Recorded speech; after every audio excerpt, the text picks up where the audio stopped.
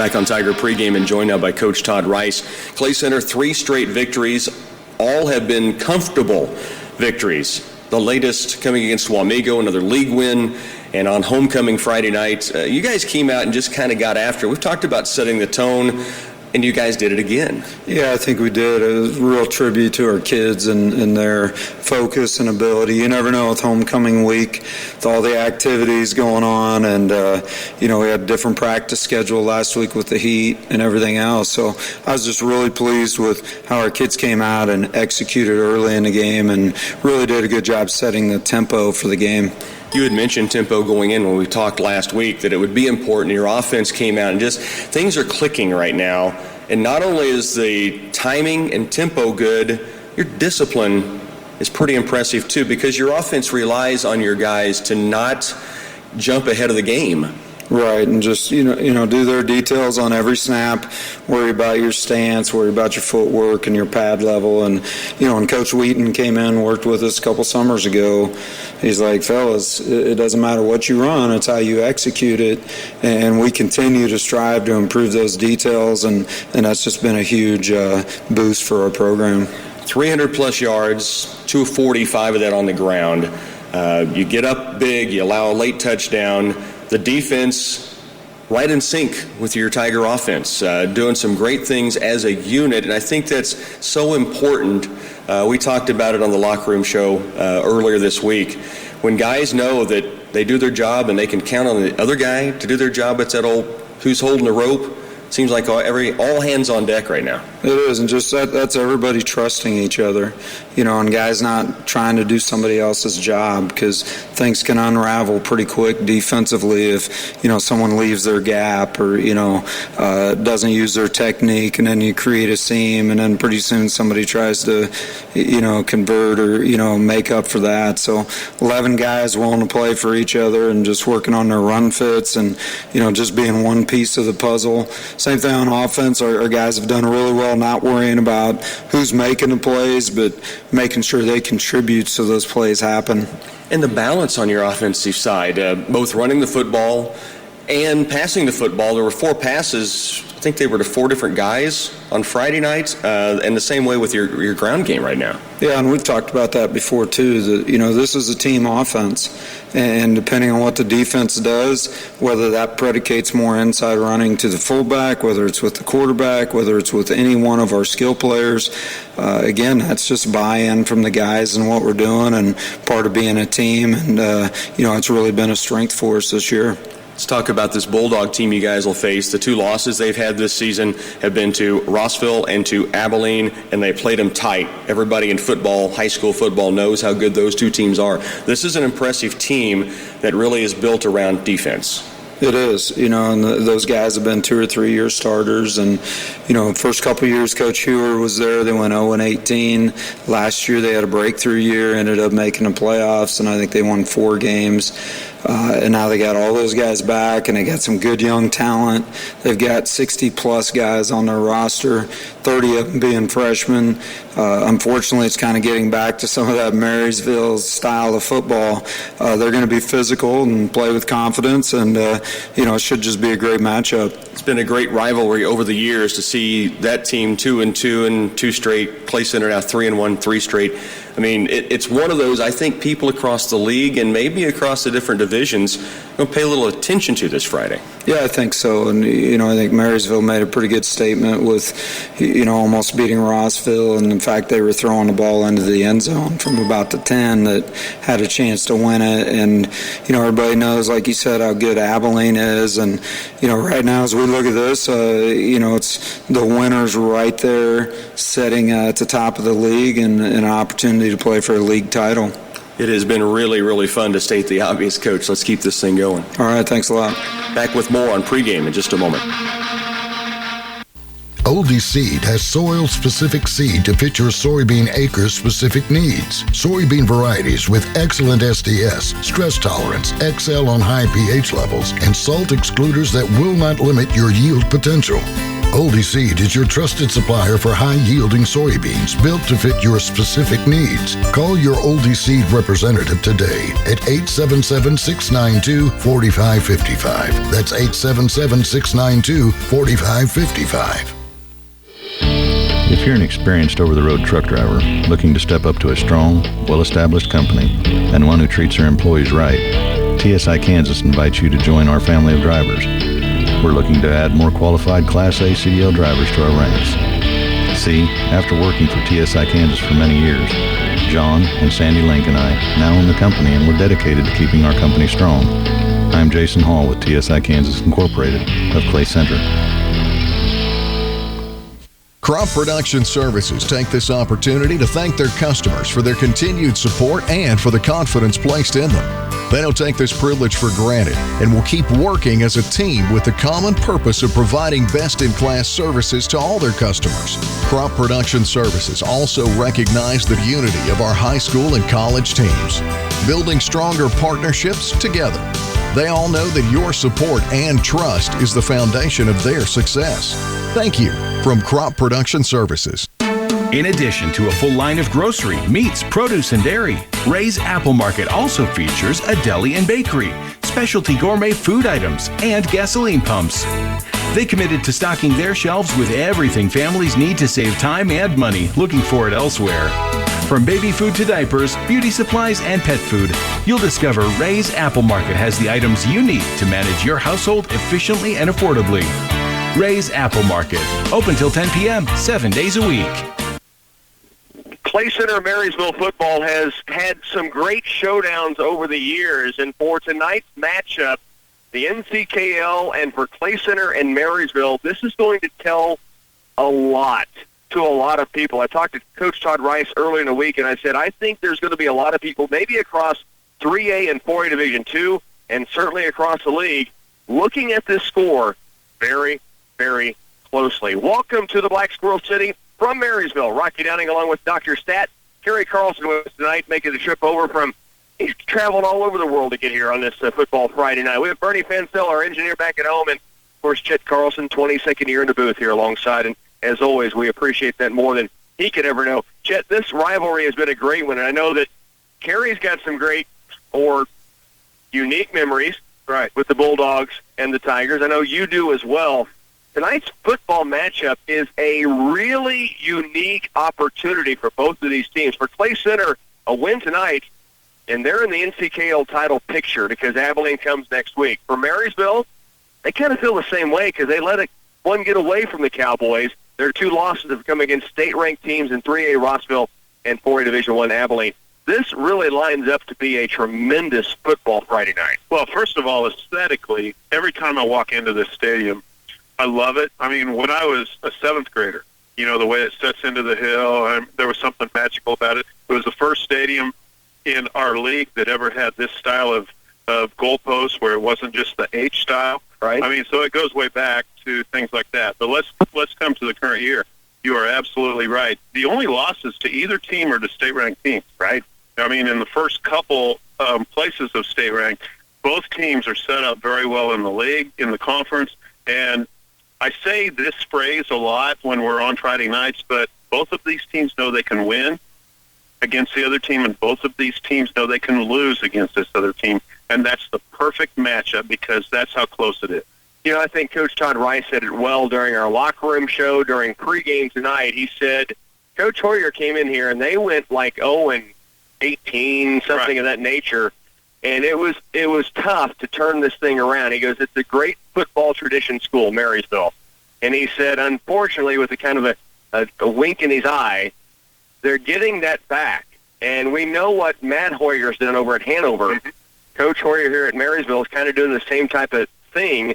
And this team has got people's attention in a hurry. Against Abilene, it came down to 2 fumbles in a short field in a 14-12 ball game, or the Marysville Bulldog defense had absolutely shut down the Cowboys. Well, I'm going to give you a different slant. It's from a youth football perspective. We are watching less and less kids go out for football as they get older throughout the school process. Marysville has how many kids? 62 on the roster and 30 freshmen. 62 on the roster and 30 freshmen. half of those freshmen are not able to suit up tonight. They're just in jeans down there. They're not injured. It's just their sideline's full. And that's not common in high school football right now, especially in a 4A, 3A type school. Right. And so that is a program that is headed the right direction. That tells me that right out of the get-go. Now, Marysville had a few down years, and they beat up on everybody forever, and then they got trounced on for a couple of years, but they found their way. And once a team like that and a tradition like that, a community gets behind them in a hurry, and they find their way in a hurry. Clay Center's had some lean years. They've gotten things kind of on the right path. These two programs are headed in the same direction, and they're colliding tonight. Yeah. 3 straight wins for Clay Center. They're 3-1. 2-2. We talked about the resume for the Bulldogs. I mean, this is an exciting matchup tonight. It's a collision course, and parity will be on the field, I think, as we watch this game. Now, we have a very strong running game. They have a very strong run defense, and we can just start analyzing the game whenever we want, but we're going to be talking about similar type phrases all night long. Tigers and Bulldogs from the Black Squirrel City. A football Friday night. Kickoff is on the way next. A lot of people sell seed. Central Valley Ag offers a unique extra service, a master seed advisor to help you pick the right seed. Identifying the different fields, how they manage it, and making proper recommendations from A to Z. CVA Master Seed Advisor Mike Ager is part of the team. Whether it's the planting date, or fertility management, crop protection programs, plant health treatments, success starts with making the seed selection. Want a Master Seed Advisor in on your plan? Talk to Central Valley Ag. Captain's meeting at midfield, and the coin toss has taken place. We're about to find out who won it and what's going to happen. It looks like Marysville has won the toss. Is that correct? Dr. Stat's already on it. Yep.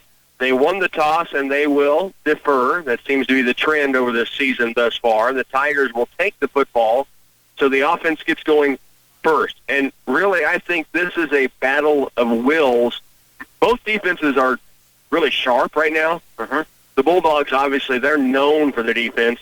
The Tiger offense has been really, really good, even in week 1, but especially in the last 3 weeks, and now they get a chance to go on that collision course we just talked about. Yeah, when you're a football team, lots of times, in my opinion, it's easier to start on defense.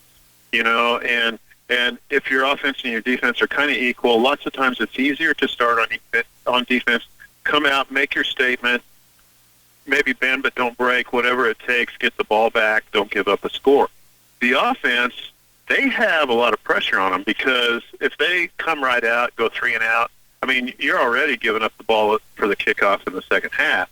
But you need to, it's hard to establish an offense sometimes right out of the gate, especially against a very tough, well-known defense. So it's going to take some good play calling and some good play execution. We're going to have our line. We've been bragging on this line all year. They're not big, but they're very skilled. They're very good. Well, they're going to have their work cut out for them tonight because they are going against tough guys in the trenches. And when you have big, tough linemen in the trenches, they're never tougher than they are on the first 10 plays of the game. That's when they're the tough. The interesting part of that whole conversation, Chet, is that Concordia, when this win streak began for the Tigers, Clay Center's offense talked about it. If they won the toss and they took the football, they wanted to have the football, and they marched down the field and scored, and it really kind of jump-started things for this season. Tigers will take over the football as we have the Tasty Pastry opening kickoff about to be set by the Marysville Bulldogs, and we are underway on a football Friday night. It's going to be taken by Hunter Mullen at the 15-yard line. A return to the middle. He shakes off a tackle and then slides forward to the 35. Pretty good field position for the Tigers offensively. And here's how they'll look up front. McCade Melius, the center. Lone Wolf McCade is at the center to his right side, Big Daddy Parker Folks. Then you have Gavin Ware at the right tackle. To the left is Jake Wynn. Holden Heichel is the left tackle. Zeb Bloom up on the line. Then in the backfield, Cade Wallace at quarterback. Levi Fitzenmeyer behind him. Then you have Riley Griggs and Adam Ebert. Caleb Mendham that'll rotate in at that wingback position. To the right side, slotted right, is Peyton Lane. Tigers opening possession, first down and 10. In motion goes Hunter Mullen in there on the offensive side. They'll hand off underneath, and Levi Fitzenmeyer stacked up early. maybe gets a yard, it'll be a gain of 1, 2nd down and 9. Now, for the Marysville Bulldog defense, we've heard a lot this week about the big boy up front, and he is a big, big guy. Gregory Martin, 6'3", 310, a senior. I talked with Coach Rice. I said, so really athletic? He said, he really is. He goes, I don't think Cody Whitehair athletic, so it gives you some idea. Mm-hmm. But at 3'10", 6'3", and can move, that's tough. And he's over the nose guard, so he's right on the snap of the ball, and he's going to be trying to clog up that middle. Hand off again, Levi Fitzemeyer. Short yardage play. He's going to gain maybe 2 this time, 3rd down and 7. So the Tigers are trying to establish something up front. I do think the Tigers, if they can get something going on the ground game, be it Fitzemeyer or the wingbacks, it's going to be probably off tackle, not up through the gut like they've been accustomed to for some part of this year. Well, Marysville's really sucked in. They have 8 of their 11 guys are within the tackles. I mean, so they might be quick, they might be good on contain at the outside, but we have pulled them in on the last 2 plays. It is Hayden Wallace again up the middle. This is Levi Fitzemeyer. He's got 1st down yardage and more. He'll take it into Bulldog territory. To the 48-yard line goes the big bull, Levi Fitzemeyer. And I said maybe not much up the middle. How about a wide open gap up the middle? Well, on the first play, we tried the A gap. We got stuffed. On the second play, we tried the B gap. We picked up 2 yards. That time, we picked up 1st down, but it was right up the middle. And give Cade Wallace credit. That's an option handoff, and he gave it to him early. And Levi Fitzemeyer did the rest along with that offensive line. 1st down and 10. Tigers at the Bulldog 49-yard line. Opening quarter.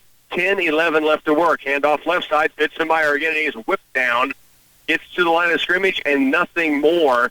They tried to go off tackle left, and nothing there for number 21. Yeah, I mean, those guys from Marysville up front and in the middle are big, and they're apparently strong because all he did was get a hand, an arm on Levi, and he whipped him around like a rag doll. Levi's a tough runner. There's a pretty good wrestling duel taking place on the front line tonight. Bulldogs and Tigers both have some guys up front that are really, really good on the wrestling mat as well. That was kind of that same type of move. Here's a work left side. Fitzemeyer again. He is hit immediately and driven backwards. He is tackled that time by Hunter Warnick. It'll be 3rd down and 9, a gain of maybe a yard. Warnick, who will be the back featured by the Bulldogs on the offensive side, that time as that linebacker comes up in the middle and really stuffed it up. Yeah, he did. And, you know, the Tigers have kept it 5 plays now, all between the tackles. Peyton Lane is off to the left side, not wide, almost like a slot receiver, but there's nobody outside of him. Still a tight formation for the Tigers. Hunter Mullen and Riley Griggs are the backs on the wings with Levi Fitzemeyer behind quarterback Cade Wallace. Cade, left side, he's going to keep it himself. He's got some room to run. Dives forward near the 1st down marker. Appears to be about a yard shy. It'll be 4th down and 1 as Cade Wallace, good read that time. Yeah. 4th down and a yard. Let's see what the Tigers do here. We're going to go for it. It's 4th and 1. We're at the 41-yard line. We're going to go for it. That's the 41 of the Bulldogs trying to go quick. Cade Wallace under center. Hard snap count. Puts a runner in motion behind him. Now steps off the football. Looks to the sideline. Hunter Mullen went in motion. Now comes back on the left side wing. Caleb Mendham in there at the wing back right. Fitzemeyer, the fullback. Wide left, Peyton Lane. 4th down 1. Cade Wallace. Hard snap count. Hands it off. No, he keeps it left side. Dives forward. 1st and 10 Tigers. They'll take it inside the 40-yard line. Good call by the Tigers going late. Kind of read the defense and talking about reading about Murph. Making the perfect call that time to pull it out of the belly and go left and dive forward. It's exactly what he did. He pulled it back out of the belly of Levi Fitzemeyer, who got stuffed either at the line of scrimmage or behind the line of scrimmage. Cade had the ball. He needed 1 yard for a 1st down. He got 2. Caleb Mendham is kind of doubled over on a knee in the backfield, and they're going to bring him off the field. They stopped the clock. 8:05 to work here in the opening quarter. Tigers moving the football, a big 4th down conversion on 4th and 1. And we mentioned Gregory Martin, the big guy in the middle. He's on the sideline right now trying to get his wind back. The Tigers have gone pretty good tempo. Coach Rice has talked about this the last 2 weeks. Tempo is so important for their offense against the D, the way they kind of move things. That time they backed off and went up and found a perfect gap for Cade Wallace to convert. Here's a pitch out right side to Riley Griggs, trying to go outside, cuts up the middle. He's going to be doubled under near the line of scrimmage. Maybe gets a half a yard. It's second down and long. Well, you're absolutely right. Gregory Martin, who is number 67, 6'3", 315 pounds, and he's been clogging things up right on that nose tackle right over the center. But we came between the tackles, sometimes between the guards, for 7 straight plays. He's out on the sidelines, and he is gassed. And I'm going to give Dr. Stat credit for finding him on the sideline and realizing he's not clogging up the middle right now, and that's something the Tigers were really concerned about tonight. Second down and 10, Cade Wallace under center. Griggs goes in motion, back to pass for the first time, fires out a little floater to Hunter Mullen, just a touch, maybe overthrown. Hunter not sure who was in the area, that just didn't connect. It's going to be third down long. Hunter almost had alligator arms. Right. I mean, if he was here, I'd tell him that. Sure. But he was in the open field, but it was very precarious there. He didn't really know what was going on out there, and it was maybe a half-second quicker throw than that play normally really needs. But he did have a little space and just missed the completion by inches. 7:07 to work. Tigers have owned the football for the first 5 minutes of this football game. They have it at the Bulldog 39-yard line. Third down, 10 still to go. Wide left is Peyton Lane. Wallace. Handoff underneath. Levi Fitzenmeyer. Ball comes loose. He was down near the 35-yard line. Looks like a gain of 3, maybe 4. Third down, 6 still, or fourth down, 6 still to go. And the Tigers in this position, you would think going for it, it's not much use in punting the football in this position. Well, now they will back out to punt. The wind here tonight, I'm trying to see if there is nothing. I mean, there is no wind at all. So, Cade Wallace has done a good job of angling it to different areas. So maybe you play some field position right here after starting back at your own 35. Here's a kick to the right side. He does angle it. There'll be no return. In fact, it'll be down at the 10-yard line, almost caught by Peyton Lane, who was covering downfield. So the Tigers do a good job of punting here on fourth down. They still had 6 or 7 yards to go, and they decide to try to flip the field and make it happen. Well, we picked up first down on 3rd and 7. We picked up first down on 4th and 1. And, we did what we needed to at a couple of times there, but things weren't happening right there. Peyton Lane actually did an excellent thing there by kind of touching that ball before it went out of bounds, because there was no official anywhere near to mark that like they're supposed to be. And because that happened, he knew where Peyton was when he touched the ball right before it went out of bounds, so he went and marked. Back to pass, first down, long down the field, and Marysville has connected, and they may have gone all the way for 90 yards. They've connected downfield. No flags down, touchdown on the first play from scrimmage for the Marysville Bulldogs as Jack Bloomer goes up top, and he will hit deep. Jayden Haggard is wide receiver, and Marysville scores on their first play from scrimmage, 6-0.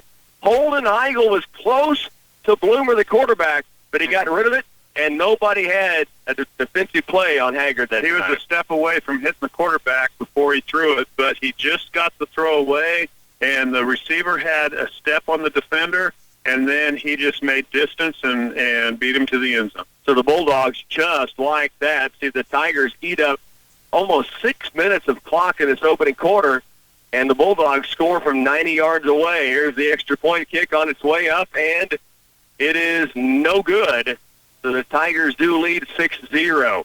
Our first break of the game, opening quarter, 6:09 to work. Tigers down 6-0. They'll have the football back when we return. Are you looking for the right bank to complement your busy schedule? Look no further. United Bank & Trust has just what you need. From easy online, mobile, and tablet banking to online loan applications, there is no need to try to find time to reach the bank before closing hours. You can simply apply for that new mortgage or car loan in the comfort of your own home, or check the balances of your accounts while waiting in the line at the grocery store. United Bank & Trust makes banking convenient for you. United Bank & Trust, banking for your way of life. Equal housing lender, member FDIC. I was arranging office furniture when in sauntered. Hey, Central Office, Service and Supply guy. Can I help you, Mr. Fonzarelli? I just got a real job, the kind where you sit at a desk and all. problem is, sitting at that desk all day is killing my back. I can help with these Laurel ergonomically friendly items like this adjustable height footrest, monitor riser, and multitask chair. You can change positions comfortably, and they're all on sale in September. You can even work standing up. Hey, could I work sitting on my bike? Whoa! Well, I don't know about that. The Tigers will start from behind here after their opening possession was impressive, Chet. Yeah. It's in the Bulldogs, one play, go on.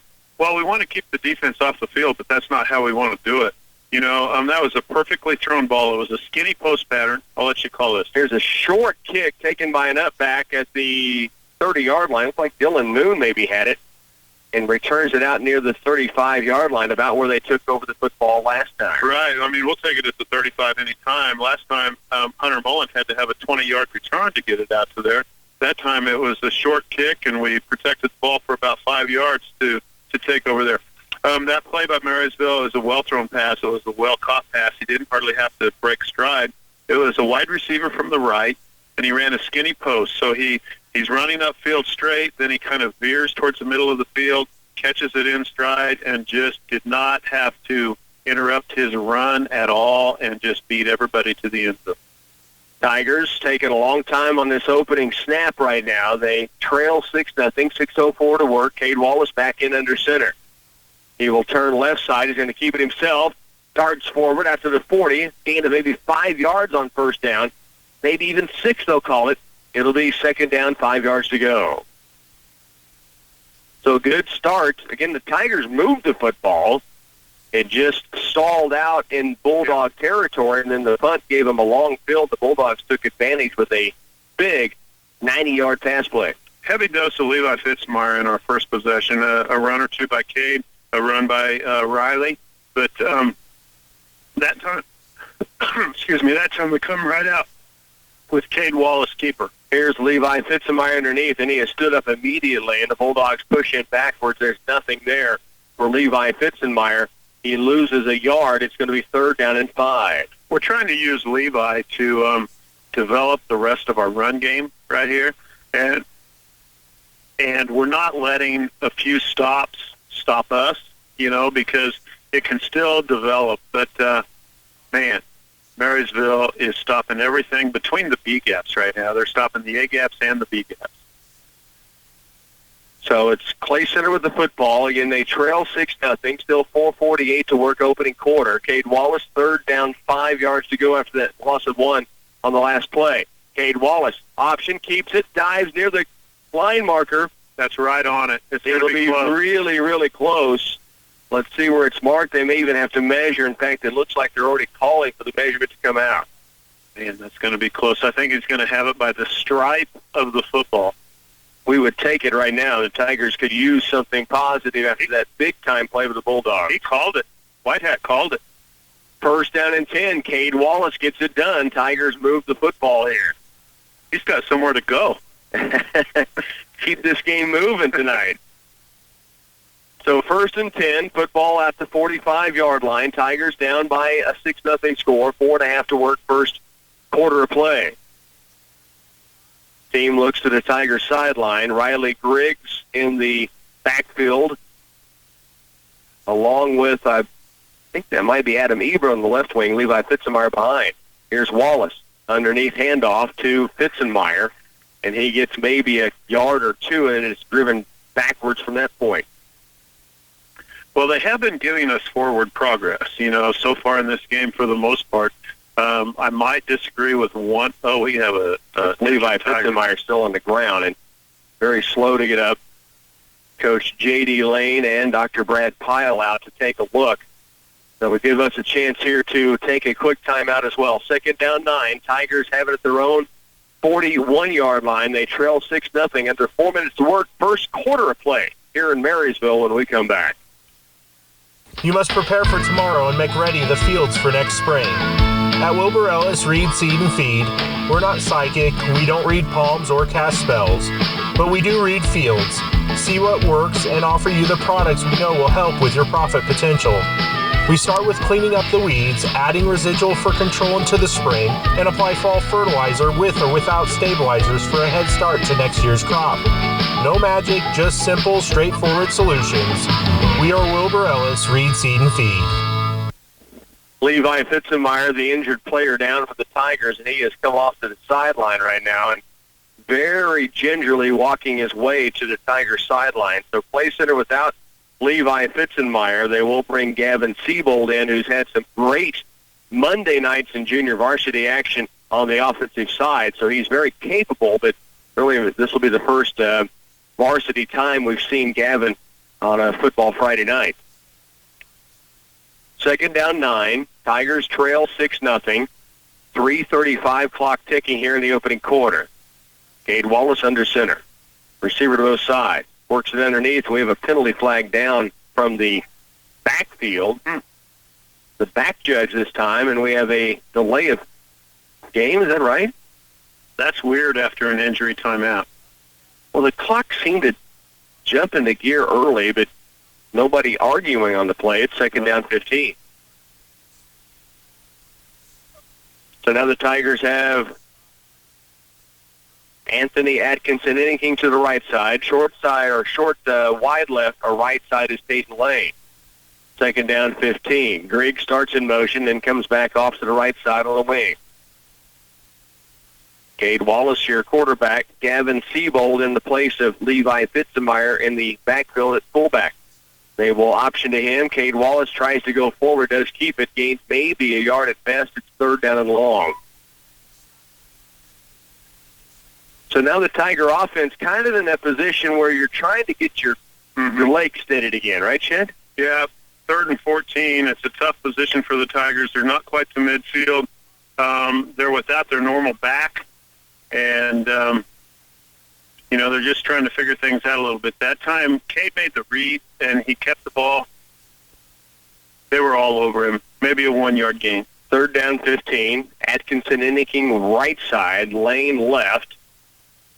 Siebold the back behind Wallace, who's back to pass. Stands in the pocket. Sets. Fires downfield into a lot of coverage. It is up for grabs. Peyton Lane got a hand on it, but there were two defenders in the area to break it up. And now it brings up fourth down for the Tigers, who will have to punt it for the second straight time. Well, we had two receivers within a couple yards of each other, and each of them had two defenders on them. So it was like 4-on-2 right there within a very, very close area. The ball was a little high. Peyton got his hand on it, but he wasn't able to pull it down. Cade Wallace stands at his own 30-yard line, set to punt it. One man back for the Bulldogs. Here is the kick on its way. They come after it. They don't get it. Wallace gets a boomer off, taken back at the 18-yard line, and open field tackle. Peyton Lane, big play Lane, brings down the return man. The catch was made just inside. Derek Raver with the play that time, just inside the 20, and Peyton Lane allowed him nothing. One of the greatest plays in football just happened right there. It's one of my favorite plays in football because so often that first guy down on the punt coverage doesn't have a prayer making the play. And that time, and Peyton is usually a punt returner also. Right. And, that time he made a stick as a defensive player and dropped him where he caught it. Here's Bloomer looking left side. They got a shovel pass to Raver. He'll run it left. Gets it out near the 25-yard line. A gain of 6 or 7 yards on the first down carry. Raver's had a lot of carries already this season, and the guy that Peyton Lane tackled in the open field is really impressive. That was a very effective play, but did you feel like you went back about 70 years in time? I mean, I felt like they should be wearing leather helmets out there. The way he did that, and the way they brought it to the right, and the way he pitched it like a big looping thing to the side, I mean, that was old school right there, but it was effective. They're looking at 2nd and 3. Second down 3 for the Bulldogs from their own 25-yard line. Bloomer back to pass, stands in the pocket a lot of time, fires out in the flats. His catch is going to be made. There's a penalty flag near the catch. Looks like it will be holding against the Bulldogs. Hunter Warnick made the catch. Or downfield. It could be a lineman downfield. Second down and 3. The catch would have made it first down at the 30, but again, there's a penalty flag down that appears to be against the Bulldogs.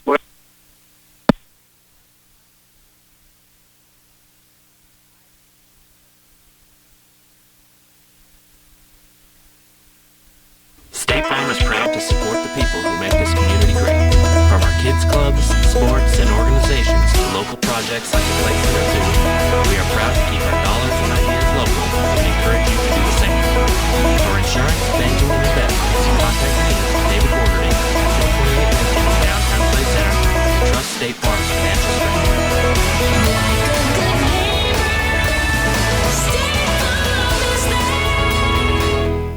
The new signature wraps from Subway are bursting with flavor, packed with double the meat and just $6.50 each. Try the hearty habanero roasted chicken, the savory chicken Caesar, or the tasty turkey bacon and guacamole, all wrapped in a delicious wrap flavor of your choice: spinach, tomato, basil, or habanero.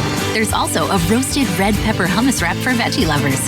Try the delicious new signature wraps, all just $6.50 each. Subway. For a limited time only at participating restaurants, plus tax, additional charges for extras. Producers, consider planting cover crops. Option play right side by the Bulldogs, and it's Jake Wynn who makes a great hit and brings up 3rd down and 4 for Marysville. They tried to option right. The pitch was there, but Jake Wynn was there as well. Good coverage by the Tigers on the last 3 plays. You know, we had good coverage on that little dump pass across the middle. Then they had a lineman downfield. There we had good defense by the Tigers, 3rd and 3 or 4. Here's Bloomer from the gun, hands off right side, hitting the backfield is Raver. Then he is going to be bottled up, tied up, and looks like he's brought down short of the 1st down. It appears to be 4th and about a yard to go, and that was just a big old posse of Tigers getting after the football. 4, 5 different guys came up and made the hit on Raver that time. Yeah, it's 4th and very short now. The only thing we have going for them is they're on a very short end of the field for them. You know, they're not to the 30-yard line yet, but it's 4th and 1, or I'd say less than 1. Marysville wants to think about this. So a timeout taken here on the field. No, correction, quarter break is here at the Marysville Bulldog Stadium. It's 6-0 at Homer Hanson Stadium. The Tigers trail by a touchdown. They have Marysville pinned back, 4th down and less than a yard when we return. If you use standard diesel fuel, you should know that switching to Cenex Premium Diesel can make a powerful difference in your trucks and farm equipment. Cenex Premium Diesel is specially formulated to optimize performance. It's proven to deliver more power and up to 5% better fuel economy. Plus, it contains a special additive formulated for the demands of today's modern engines to help reduce downtime and maintenance. Investing in our owner's success. Farmers Cooperative. For a pre-owned quality car, there's one place to shop. Glavin Ford of Clay Center. We have vehicles starting out as low as $2,995. Due to high volume sales, we are overstocked on pre-owned vehicles and we're willing to let them go at amazing low prices. Let our loss be your gain.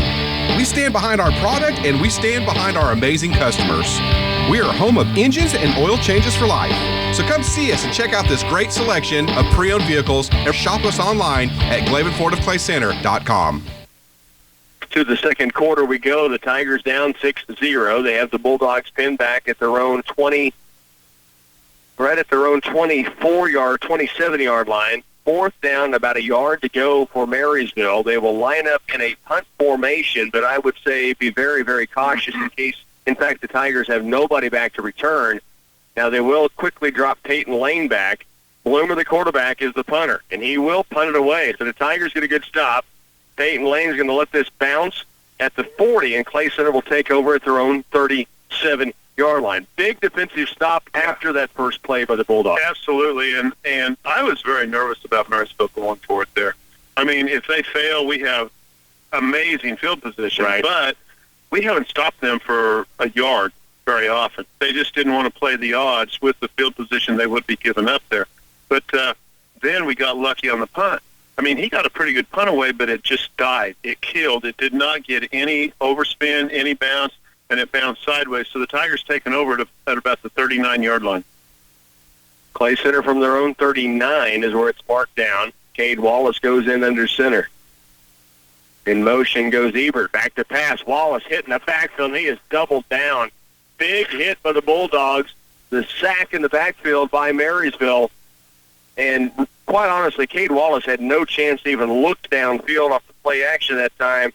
It was Jacob Stryker, we know him from the wrestling mat, that made the sack. Yeah, and I mean, they were on Cade in a hurry. Now, Cade also gave up the quick early dump because he had a receiver springing loose on the outside.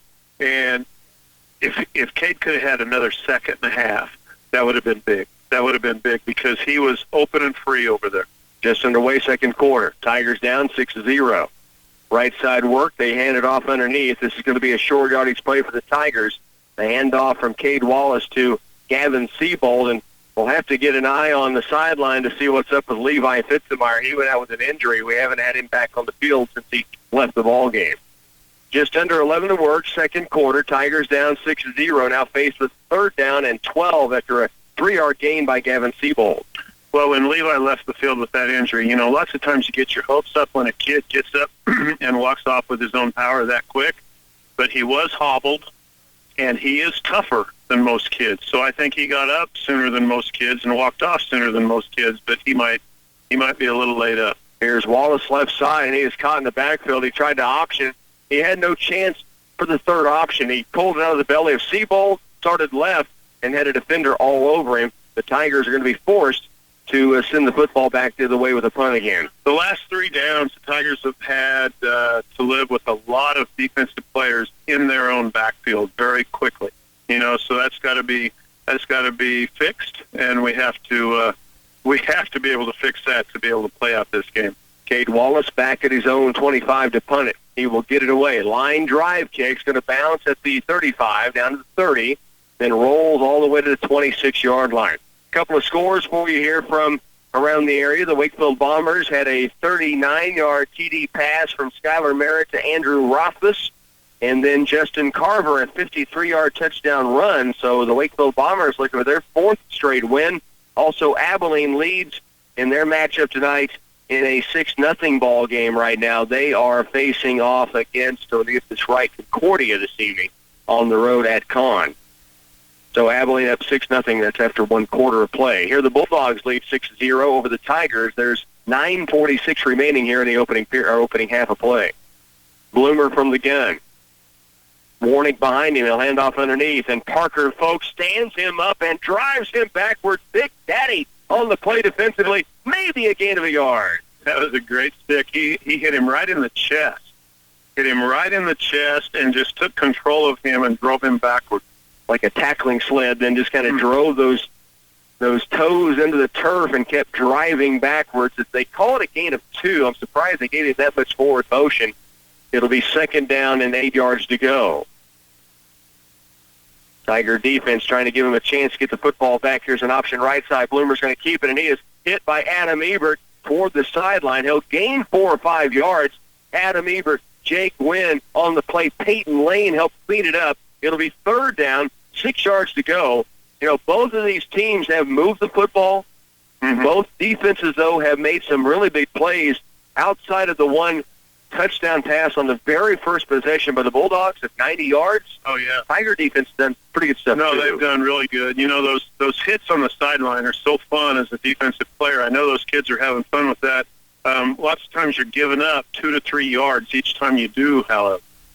Bloomer works it right side, pitch out right to Warnick. Hit and drop. There is no chance to move forward on the play that time. Anthony Atkinson indicating Zeb Bloom, Jake Wynn. It's going to be 4th down, still 4 yards to go. Absolutely, and that's 2 plays in a row where you called Jake Wynn over there on the sideline, and he was right in the midst of both of the last 2 plays. Now we're looking at 4th and 4 to 5 yards, and Marysville's in punt position.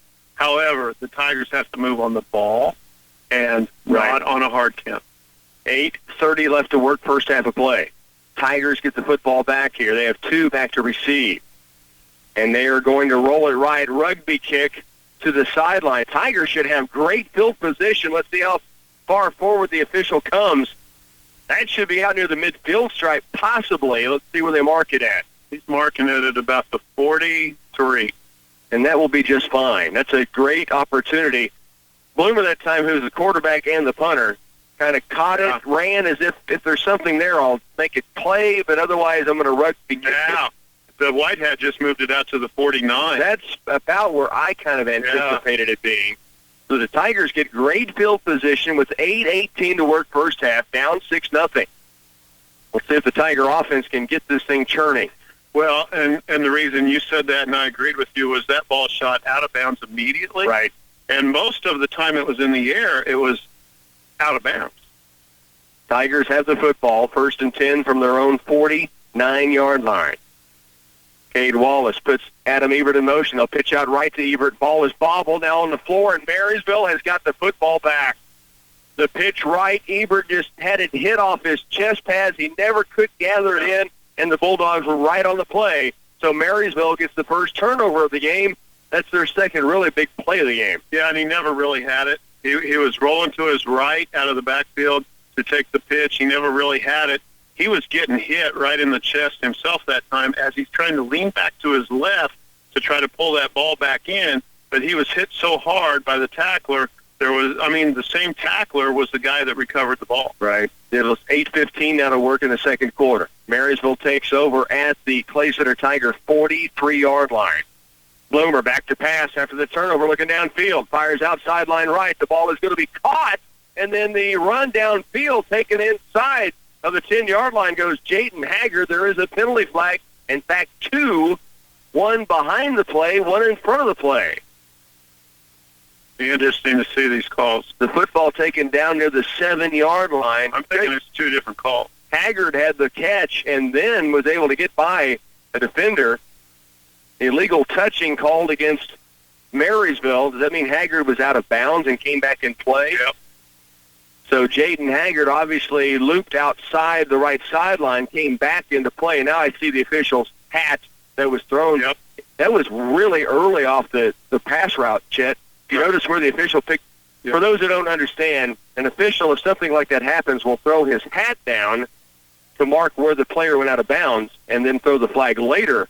And this was, it's a 43-yard line is where the line of scrimmage was.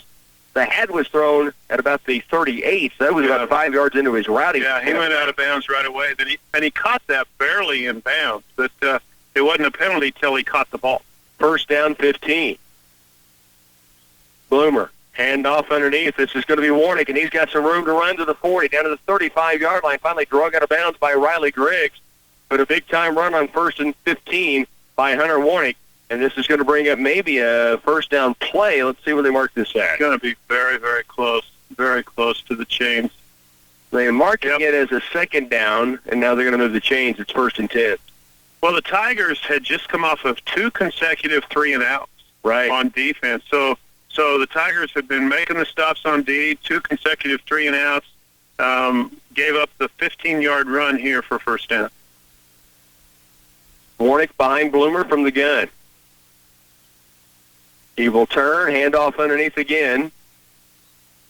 And we've got a penalty flag before the play gets going. Illegal motion against the Bulldogs will make it first down 15. But Marysville again threatening with 7:55 to work first half. The Tigers trail 6-0.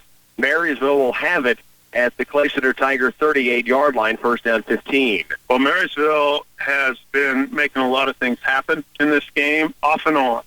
But the other thing is that they've shot themselves in the foot about 3 times with a penalty.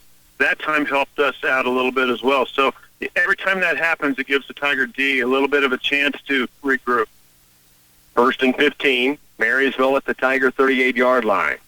Bloomer, handoff. Warnick goes from left to right. Jake Wynn again with a hit in there. And then the Tigers Parker folks and Zeb Bloom said, if you want to try for extra yardage, you're going to pay for it. Anthony Atkinson in there as well. Well, I think it was Wynn that was in first. Is that right? Right. But whoever it was totally had his feet and ankles tied up. A back wants to keep chopping and keep driving and keep moving if he can with his lower body. But he had his ankles tied together, so all he could do was try to lean forward. All of a sudden, he got hit by 2 Tigers and just driven back. Called a gain of 2, second down 13. Here's Bloomer again from the gun, normal formation. Right side or underneath handoff, and Warnick gets it inside the 30-yard line. Tigers do make the tackle, but well downfield this trip. Atkinson, Inniking, Peyton Lane, and company on the play, but it's a good gain by Warnick. Takes it inside the 30-yard line. 6:55 to work first half. Tigers trailing 6-0, and Marysville now marching again. They've got it third down and 5 yards to go. Well, you've called Warnick's name a lot, but there's a reason for that. Nobody has more carries than him in the league this year. He has 50 more carries coming into this game than the second-place carrier, who happens to be the leading rusher in yardage. But Warnick has more carries than anybody else by far. 30 a game he's averaging right now. And now this is going to be a handoff again underneath. Good yardage through the middle this time. This is going to be Derek Raver with the carry. It will be, it looks like first down yardage inside the 25. Let's see where they mark this down at. And they do move the chains one more time for the Bulldogs. 6:23 to work first half. And Raver comes in as a sophomore, and he gets to mix it up a little bit. But like we said, Warwick is the workhorse. 119 carries in the first 4 games of the season. And he's racking it up again tonight. First and 10. 6:07 to work.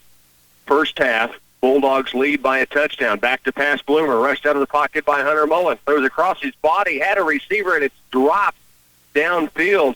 He had a receiver wide open, and the catch just wasn't made.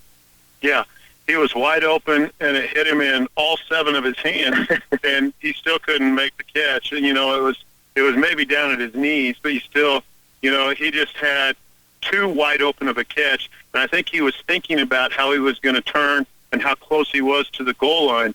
But fortunately for the Tigers, they didn't complete the pass. So it's incomplete, second down and 10. Football at the Tiger 23-yard line. Bloomer, hand off through the middle, and some room to run again down near the 15. Will go the Bulldogs this time. That's Warnick again with the carry. And it brings up third down and short. Yeah, third, and this is where the Tigers need to earn their money right here, because you want to make the stop at the 15, 16-yard line, not at the 1 or 2, right? It's third and not a gimme. Now, it's 2-down situation, or call it 4-down situation, whatever, but they're going to have 2 more snaps of the ball.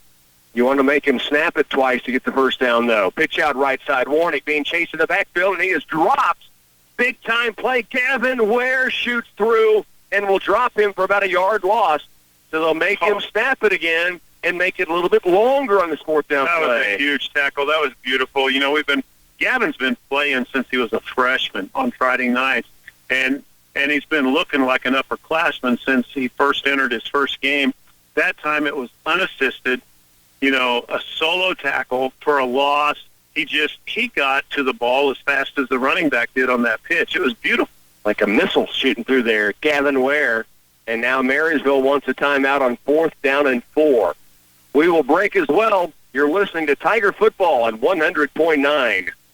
A lot of people sell seed. Central Valley Ag offers a unique extra service, a master seed advisor to help you pick the right seed. Identifying the different fields, how they manage it, and making proper recommendations from A to Z. CVA Master Seed Advisor Mike Ager is part of the team. Whether it's the planting date, or fertility management, crop protection programs, plant health treatments, success starts with making the seed selection. Want a Master Seed Advisor in on your plan? Talk to Central Valley Ag.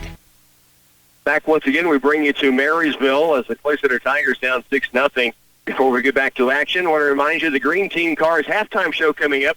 There's a special group of program SUVs that has just arrived at the Green Team. Chevy Traverses, Chevy Equinoxes, Dodge Journey, Jeep Cherokees, Chevy Traxxas, Dodge Durangos, Jeep Compasses. Save thousands and still have factory warranty. Come see the best selection of program SUVs in the area at the Green Team of Play Center, 802 West Crawford. Green Team halftime show coming up. We'll hear from Coach Todd Rice, and we'll also hear from Zeb Bloom from our locker room show earlier in the week. 4:45 remains first half. Tigers trailing here 6-0, and Marysville now at the Tigers 17-yard line, first faced with 4th down and 4. This is a huge play to say the least, Chip. Oh, it really is. We don't want to give up any more points in this half. We want to get the ball back. Marysville's threatening. They've been moving the ball down after we start. Oh, here we got another stop at the clock.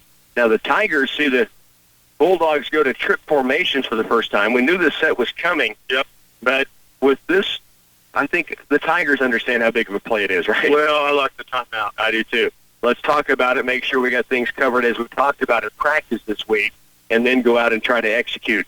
4:45 remains. Another timeout on the field. You're listening to Tiger Football on 100.9. Students, are you looking for stress-free, convenient banking? The Citizens National Bank offers a student checking account.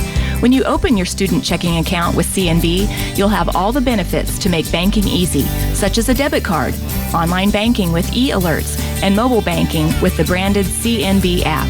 Your smartphone is a great tool to access your account and monitor your daily transactions and balance. Stop by and open your student checking account today at the Citizens National Bank, member FDIC. 4th down 4. Bulldogs called timeout. Came out in a trip formation, trips left.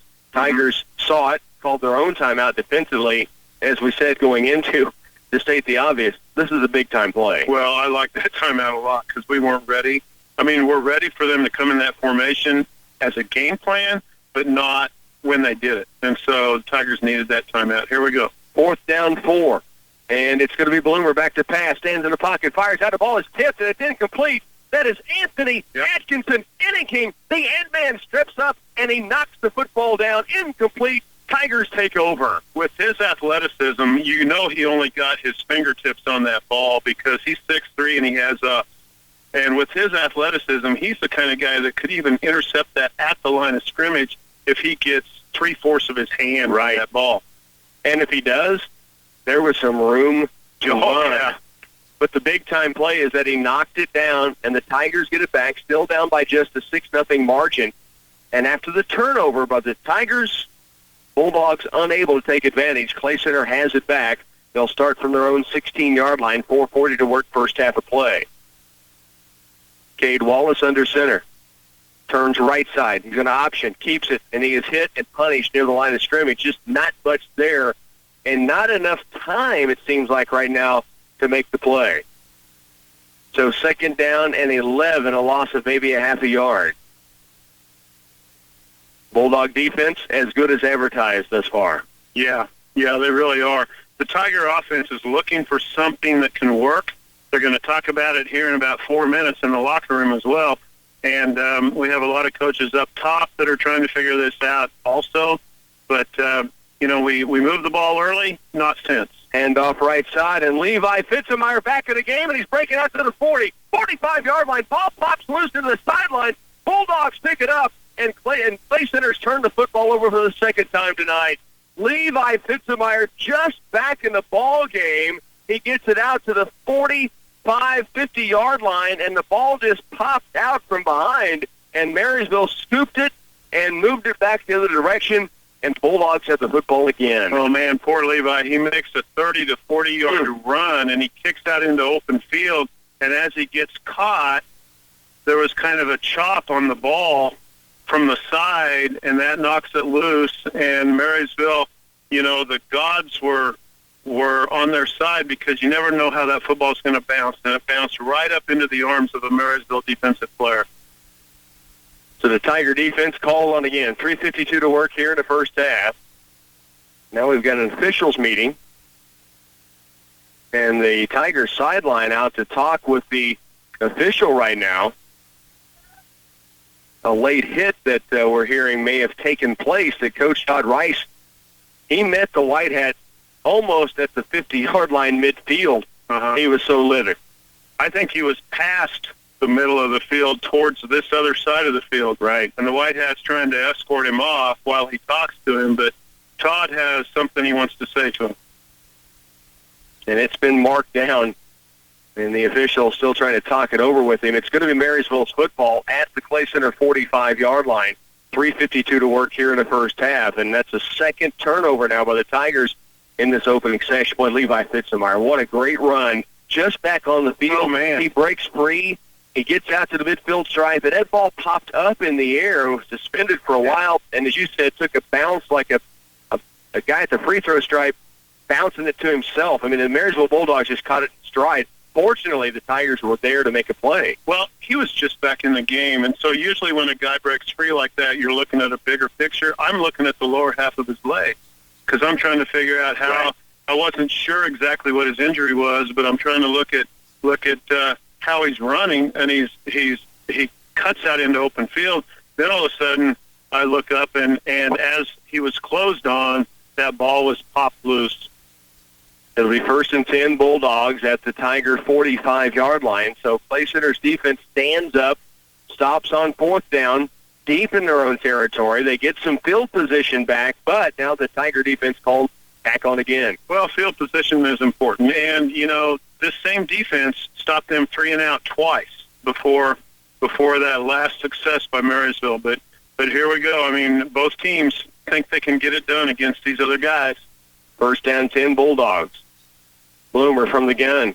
Back to pass. Stands in the pocket. Now steps right. Fires way downfield. He's got a receiver into the goal line. That ball is caught. The defender was right there. He kind of turned to look for the football, and then the reception is taken down at the goal line. That is a touchdown, Bulldogs. Did they get into the end zone? Yes, he did. He did get to the zone. That's going to be 12-0, and the Bulldogs will have the extra point coming. Second big-time play of the first half. Reception for the second time to Jaden Haggard. Well, Bloomer had a lot of time back there, and that time, as he had a lot of time, he could just skate around, and then he let that ball fly. Now, the receiver, was it Haggard? Haggard, I think he turned completely around. I think the defender did as well. That's the problem. Yeah. They both did. Yeah. And then he found it. Our defender did not. Exactly. He spun all the way around. He caught it. He happened to barely be in bounds, and then he stumbled 2 steps into the end zone. He didn't really know where he was. Bulldogs missed the first extra point. They'll go for 2. Rolling right, Bloomer fires right sideline. He's got a receiver in the end zone. 2-point conversion is good. And the Bulldogs have gone up 14-0 with 3:42 to work still to go in the first half. You're listening to Tiger Football on 100.9. Raise your hand if you need more internet speed. Don't settle for yesterday's internet speed when you have a home full of today's devices. Stop and think of how many devices you have in your house on an average day, including smartphones, gaming systems, tablets, computers, and more. Upgrade to the maximum speed of 1,000 megabits per second for outstanding enjoyment when multiple people are streaming, downloading, or gaming. It's time to get your hands on Twin Valley Pulse Internet. Call 800-515-3311 to grab this deal today.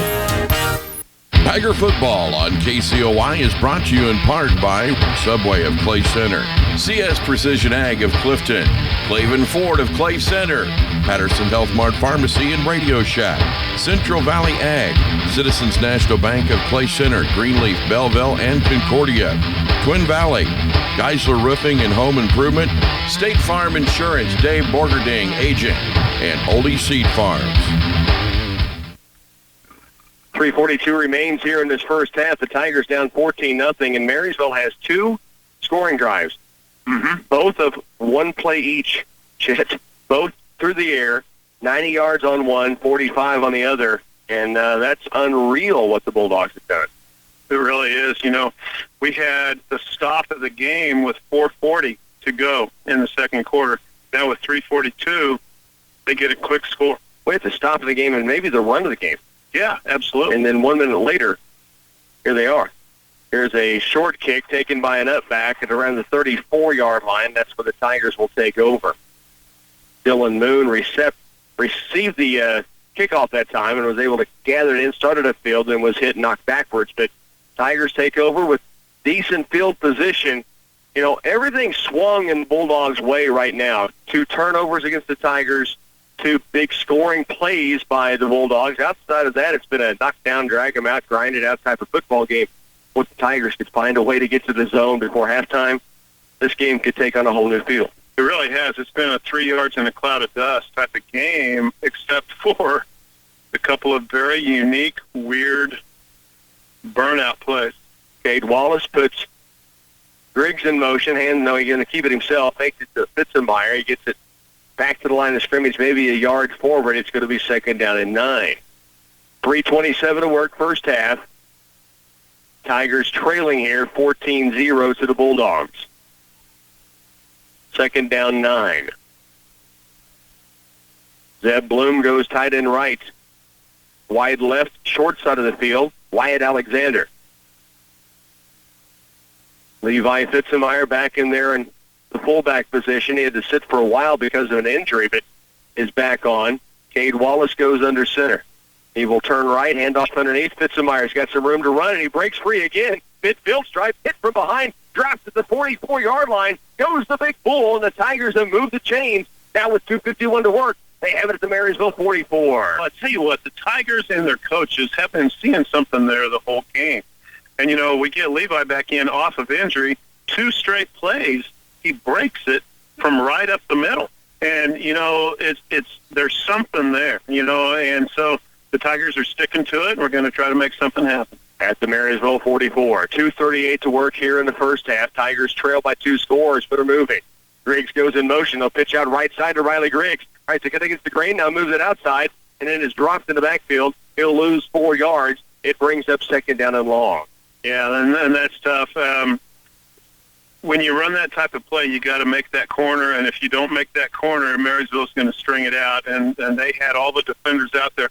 They're running kind of an old conventional 5-2 type defense, but their corners are in tight, and their deep safeties are in tight. So it almost looks like a 5-6 the way they're lining it up, but it's a conventional 5-2 with all the outside and deep backs really squeezed in tight.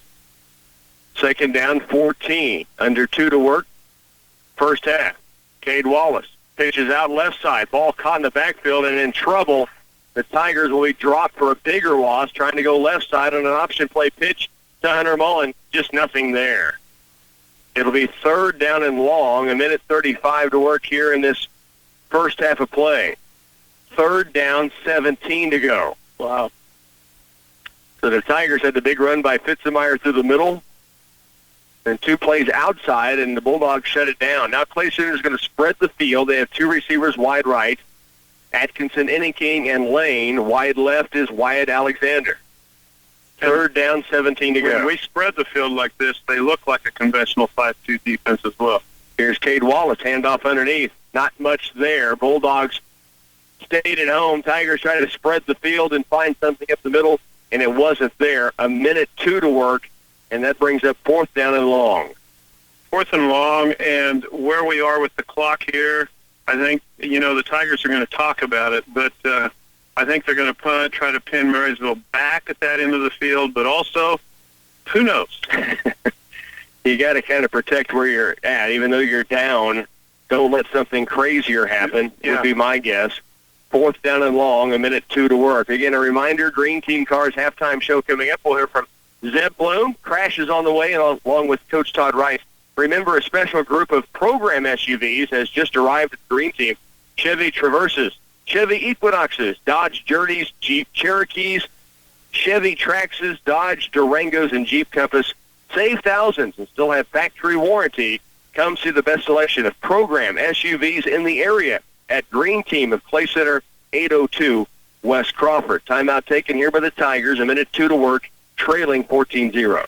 And after 2 losses on second and third down there, the Tigers have the ball. The nose of the ball is touching the midfield stripe. Fourth down, still about 17 to go. Cade Wallace stands inside his own 40 to punt this football away. Again, no win here tonight at Marysville. Here's the snap, a good one. The kick is away. It is spiraled. Fair catch called for. Now the ball is loose and then gathered up by the Bulldogs at their own 16-yard line. 54 to work, first half. It's hard to not hit that guy right there. No kidding. People don't know what we're looking at, but he called a fair catch, then he didn't catch it, and he bobbled it, but he was down on his knees trying to gather it in, and you're a step and a half away from him as the defender on that punt. You want to lay the wood to him right there and keep that ball out in the open, but you also run the risk of a penalty because he's just pulling it in. And it was Peyton Lane who made the good decision to not go do what you want to go do. If the Bulldogs try to make a play here from their own into the field, shovel left side to Warnick, stretched out to the left, now cuts it inside to Zeb Bloom, the tackle. It'll be a gain of maybe 5 or 6, but they eat up some clock down to 42 seconds left to work. Well, that's the play from the 1920s again with the 4 horsemen there, but leatherheads and everything else. But they've run it twice. Both times they picked up 7 yards. They really have picked up good yardage. Down inside of 30 seconds down to half to go. 14-0 Tigers trail here against the Marysville Bulldogs. Second down, 3. It was a gain of 7. Clock ticking down inside 15 seconds. Bloomer from the gun. He will drop the pass. Now a flag's going to be thrown in the backfield. It is going to be procedure against the Bulldogs with 11 seconds remaining in the first half of play. Now I wonder if the Bulldogs even run a play.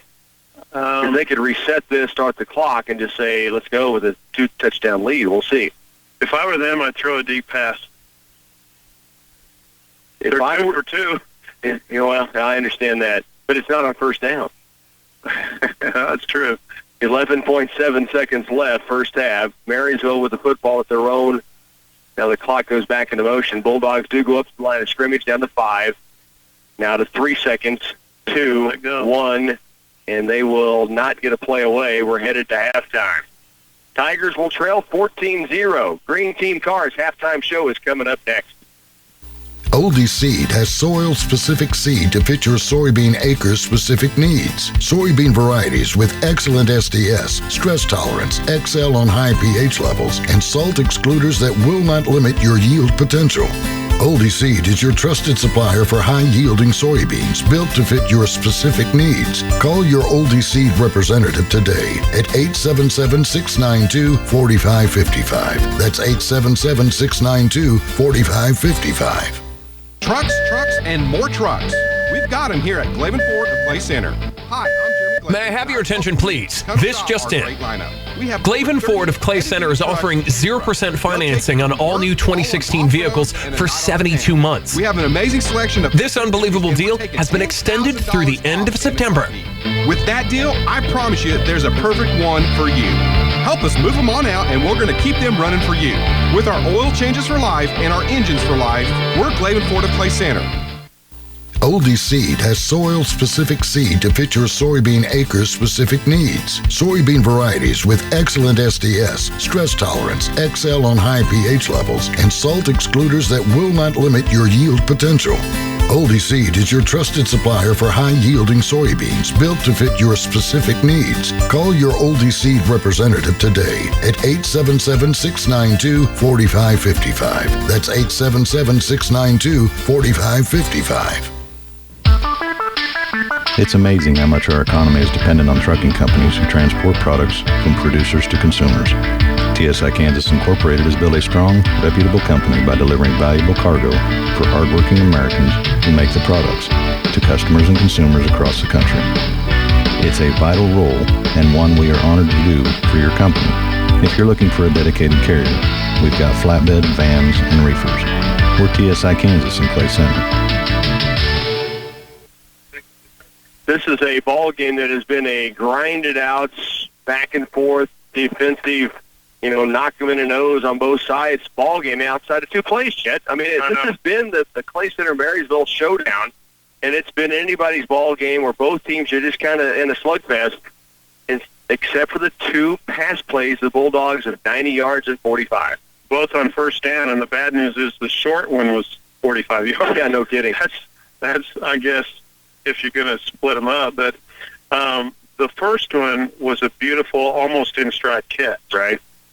The last one was, everybody's like doing all these pirouettes out there and everything else. Yeah, like how did he catch that? How did he stay in bounds? And how did he somehow stumble and fall into the end zone? But nonetheless, it's the same number of points either way. Yeah, it's disappointing for the Tigers. At the same time, you had 2 fumbles. Yep. You gave up 2 huge plays for touchdowns, and you're only down 2 scores. This game is not out of hand by any stretch. It's just kind of a frustrating first half. It really is, and we have stopped them more than they've stopped us.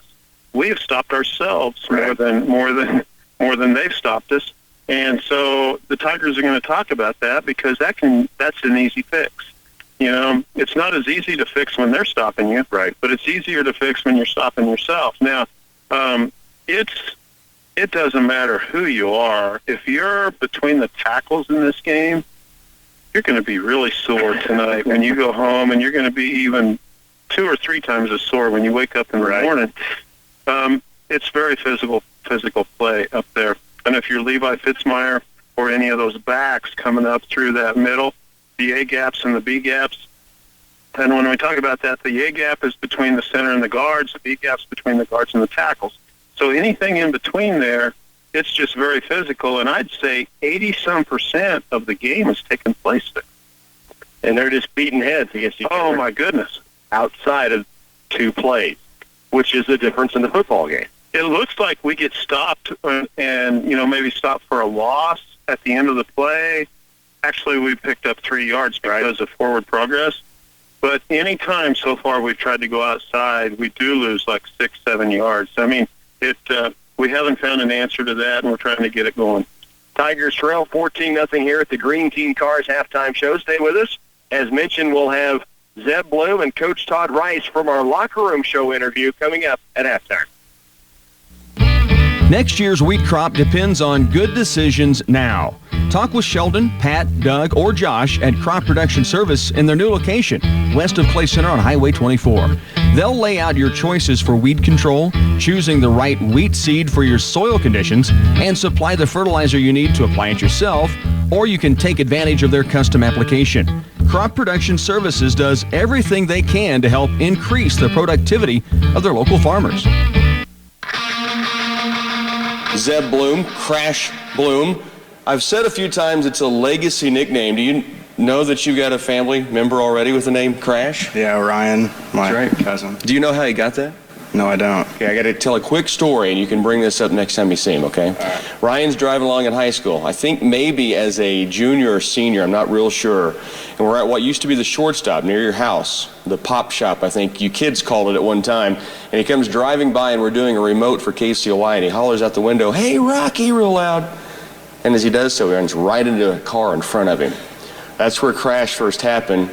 Now, your cousin, Jace Casper, now an alum of the Tigers, had the idea of Crash. Is there a reason that maybe Crash fits you too? I've totaled a few vehicles. I'm going to go grab this prop you brought in with you. Coach Rice asked the guys this year to bring a prop in with them. You're going to light that thing on fire, are you? Start it up? No, I think okay, very good. It's fine. All right, so tell us the story behind the chainsaw. My first day of spring break, I was cutting posts out the farm and had a little accident and ended up cutting a chunk of my leg out. It was more than a little accident, let me tell you that much, and it's kept you off the football field for some time, and you've had other injuries that came with other sports, and I guess it leads me to this question: how does it feel to finally get to be out there and feel good and just go hit people? Well, it feels great, especially after a year of not doing any sports at all. Yeah, I can imagine so. And he's done some great stuff from the defensive end and up on the line as well with the Tigers on offensive defense. Let's talk about what you guys have been able to do lately. Homecoming win, third straight victory you guys put together against Wamego, and you pull away from the last three teams you've won. Is there something that stands out to you as a moment, a play, something special about this little run you guys are on? I just think our offense is doing a lot better this year, and our defense is one of the best in the league, and we're all just chomping at the bit, ready for the league. And Marysville, a big matchup on the way this week. You know, Zeb mentioned the league stats. They did come out this week, and the Tigers number 1 in offense, yardage, number 2 in defense, yardage, points, and so they're doing some really special things out on the field. I want to give a little look at what's coming up this week. The Bulldogs, Marysville, they're 2-2. The 2 losses, though, to 2 very good teams. I know your coaches have told you guys that. What are the things you guys are concentrating on leading into this Friday? Mainly their defense. They have the top defense in our league, and we're just hoping that our number 1 offense will take care of it. It's been taking care of business very, very well to this point. Now, Zeb, we do a thing called Tiger Talk. It's 3 questions, could be anything. You ready? Yep. All right. This Friday, as you guys go into the Black Squirrel City to play Marysville, which Clay Center Tiger would you say is the squirreliest on the team? Oh, that's a good question. It's probably several, if I'm guessing. Yeah, there's definitely a few. I'd probably say Anthony. All right, very good, the Ant-Man. Okay, if you're a coffee drinker, do you take coffee a special way? Is there a special brand, a special blend? Do you add flavor to it? Are you a coffee drinker? I drink it sometimes. I try to cut pop. And what is there a certain brand you take? Just black coffee. Black coffee, very good. All right, and last question, name your favorite pump-up song on game day. Probably some AC/DC. Probably Back in Black. Going old school. I love it. Zeb Crash Bloom, the second coming of Crash for the Clay Center Tigers. Keep going out there, 44, okay? Thank you. Convenience, freshness, quality, affordability, friendliness. community-minded. The list of reasons to shop at Ray's Apple Market is long. It's something you should discover on your own. With employees taking you to an item you're looking for and staffers carrying your groceries to your car, it's easy to see why so many people from our local areas shop there. They continue to provide grocery and household products to meet your every need and the customer service you deserve. Ray's Apple Market, open till 10 p.m., 7 days a week. Back once again in Marysville, Rocky Denning along with our studio engineer, Bernie Fancello. We have Dr. Stat Kerry Carlson with us and Ched Carlson alongside on a football Friday night. The Clay Center Tigers down 14-0 right now, Ched, and we've kind of broken it down a little bit. Numbers in the first half, I know we've been looking at some of the different things. One of the most unique stats in the first half are the first downs compared to the scoreboard. Marysville only has 2 first downs in that first half, yet they lead the game 14-0. But their 2 scores were long passes on first down. So their only drive where they moved the chains twice was the drive we stopped with the tip pass on 4th down by Anthony. Right. So sometimes stats say everything, and sometimes they just confuse you. And that just kind of sets a tone for what this game is.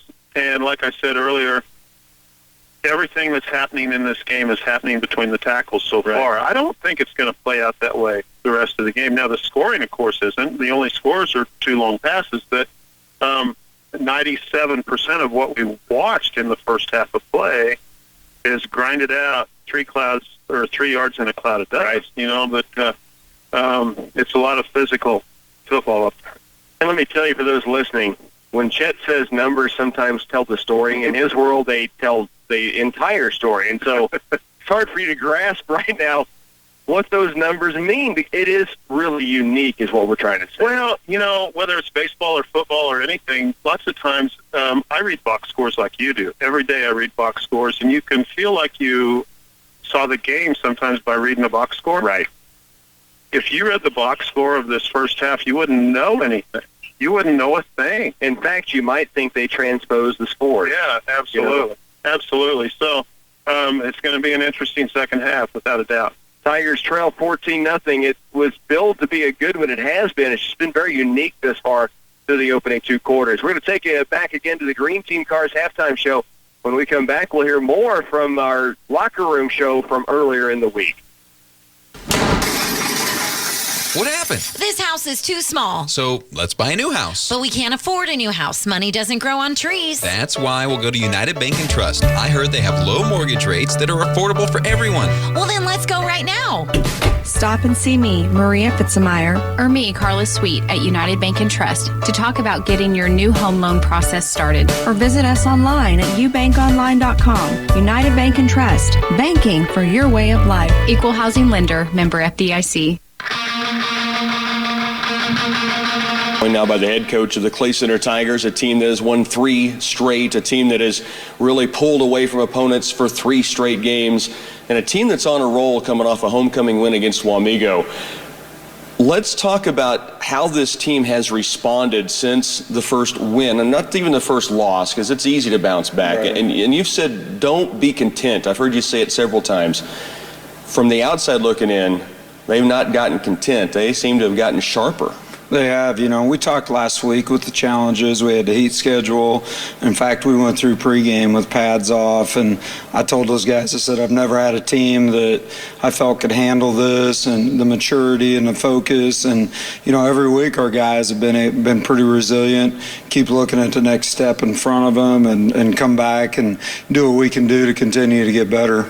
245 yards on the ground, 65 through the arrow, by the way, on 4 of 4 passing. I mean, the machine that is on the offensive side right now is clicking, and it's fun to see. It is. Our execution's been really good, and we talked last week about how important the tempo would be.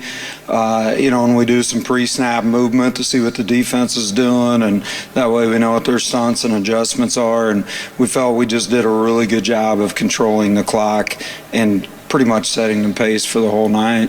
On defense, I'd say the same types of things. In position, making plays when it comes your way, and really getting after the quarterback. You only had a couple of sacks compared to 10 the week prior. That's a crazy number, but you had a lot of rushes.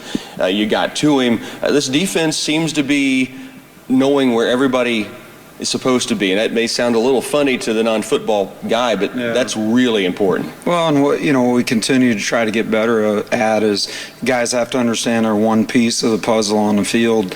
They have to do their job with detail and technique. And if they do that at each position, then everything fits together really well.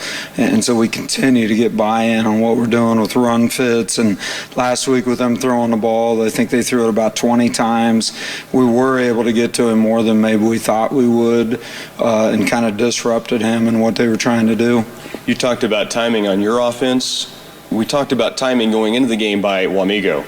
They get rid of it quick. You almost made them a drop back rollout passer because you had coverage downfield and you were able to get to him. I mean, that's pretty impressive for a high school team to continue to do those types of things. Yeah, it takes a lot of discipline. He got out of the pocket a few times on us that we were concerned about. But, again, I think our offensive tempo set the tone, and then they went 3 and out. I don't think they ran their fourth play of the game until about 9 minutes left in the half. And so when you can do that, then that team's got to press a little bit and kind of get them out of what they like to do. So it really fit together well last Friday night. First quarter time of possession, I think, was 10 minutes Tigers, 2 minutes Wamego. That's crazy stuff. This Marysville team coming in this week, we've talked about it a lot. We've talked on the air about it as well. They're 2-2. Their losses, though, come to number 1 ranked Rossville, number 1 ranked Abilene on almost every poll in high school football, and they were there.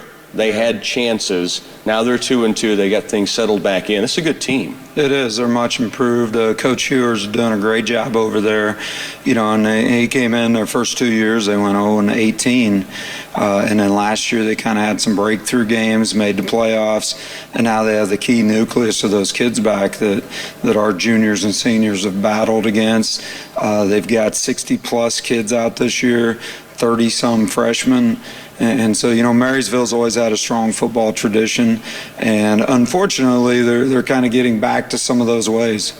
The team that is going to go on the field really centers themselves around defense. Your offense, Zeb said it pretty well. He goes, the offense has been really, really good. They just hope their number ones can beat their number ones. Yeah, statistically, Marysville, even though they played 2 explosive offenses, have the number 1 ranked defense in our league right now. They're pretty stout. They're pretty stingy on what they give up. And so it's just going to be a matter of us. Can we execute, find some details, make a couple subtle adjustments that'll allow us to keep doing what we're doing. How about number 44 in the chainsaw in here earlier? Tell you what, scary sight. We talked about Jason last week. Zeb with the chainsaw is a little scary.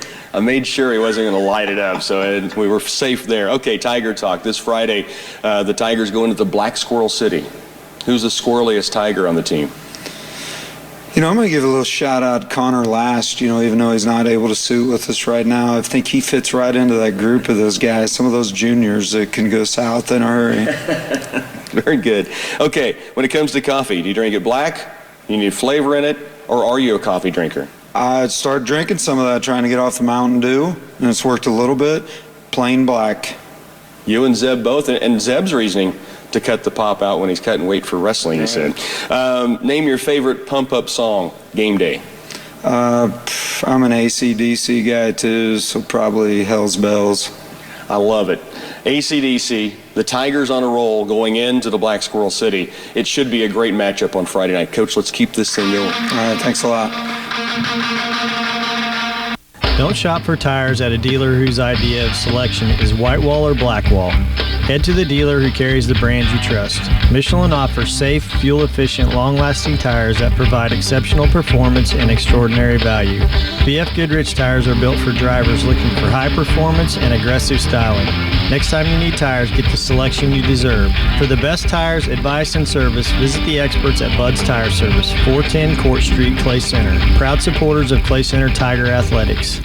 Geisler Roofing and Home Improvement in Concordia reminds you that brutal winter days will soon be here. Replace your drafty windows with top-of-the-line performance and energy efficiency windows from Geisler Roofing and Home Improvement. You'll never have to scrape, sand, or paint another window again. We put our 36 years of experience in every project, and we stand behind our work without fail. Learn more at GeislerRoofing.com. Geisler Roofing and Home Improvement. We've got you covered.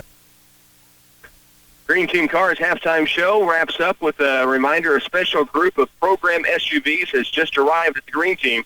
Chevy Traverses, Chevy Equinoxes, Dodge Journeys, Jeep Cherokees, Chevy Traxxas, Dodge Durangos, Jeep Compass. Save thousands and still have factory warranty. Come see the best selection of program SUVs in the area at the Green Team of Play Center there at 802 West Crawford. Just about ready to start the second half. We were just talking during the break, Chet, as we heard from Coach Rice and from Zeb Bloom, that none of the numbers stack up. But the Tigers are down 14-0, and that's the only numbers that matter.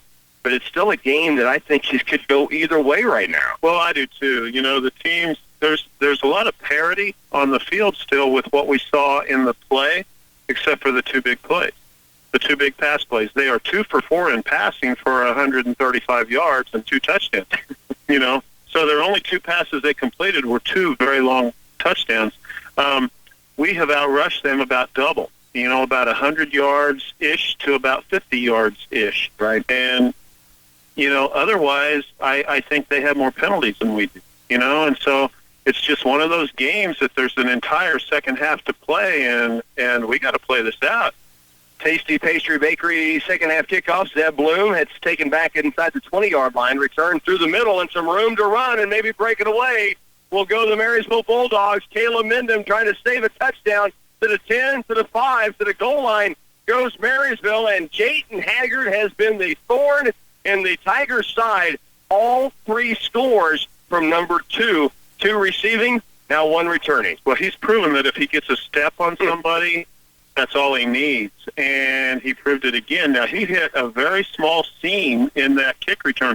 It was kind of a short kick to the right, and he took it off the grass, and all of a sudden he found a seam, broke through, and if anybody's going to catch him, it's number 20, Caleb Mendham, and Caleb got a tackle on him, but it was 2 yards into the end zone. 82 yards, that's my guess, on the kickoff return. 82-yard return for a touchdown. Now the extra point is through, and now all of a sudden a 14-0 ball game on one more big play becomes 21-0. Just into the third quarter, Tigers trailing 3 scores when we come back. Soil variability occurs throughout every field. From various soil mapping, soil sampling, and variable rate recommendations, CS Precision Ag is ready to address the issues that ultimately have a large impact on your bottom line. We are currently accepting new customers for this fall and look forward to helping you succeed. CS Precision Ag, serving customers throughout north central Kansas and south central Nebraska.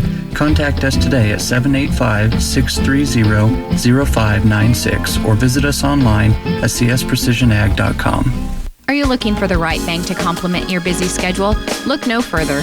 United Bank and Trust has just what you need. From easy online, mobile, and tablet banking to online loan applications, there is no need to try to find time to reach the bank before closing hours.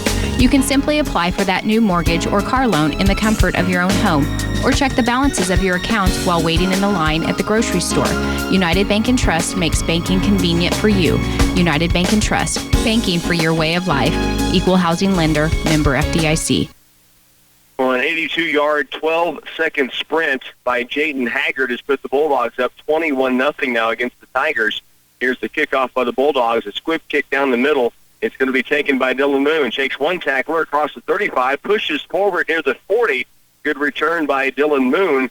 But the Tigers need to make something happen here quickly just to get themselves back in this football game, if nothing else. Well, absolutely. They need to settle in. They need to settle in, get the offense to click in a little bit, and find a rhythm, find a tempo, find a pace.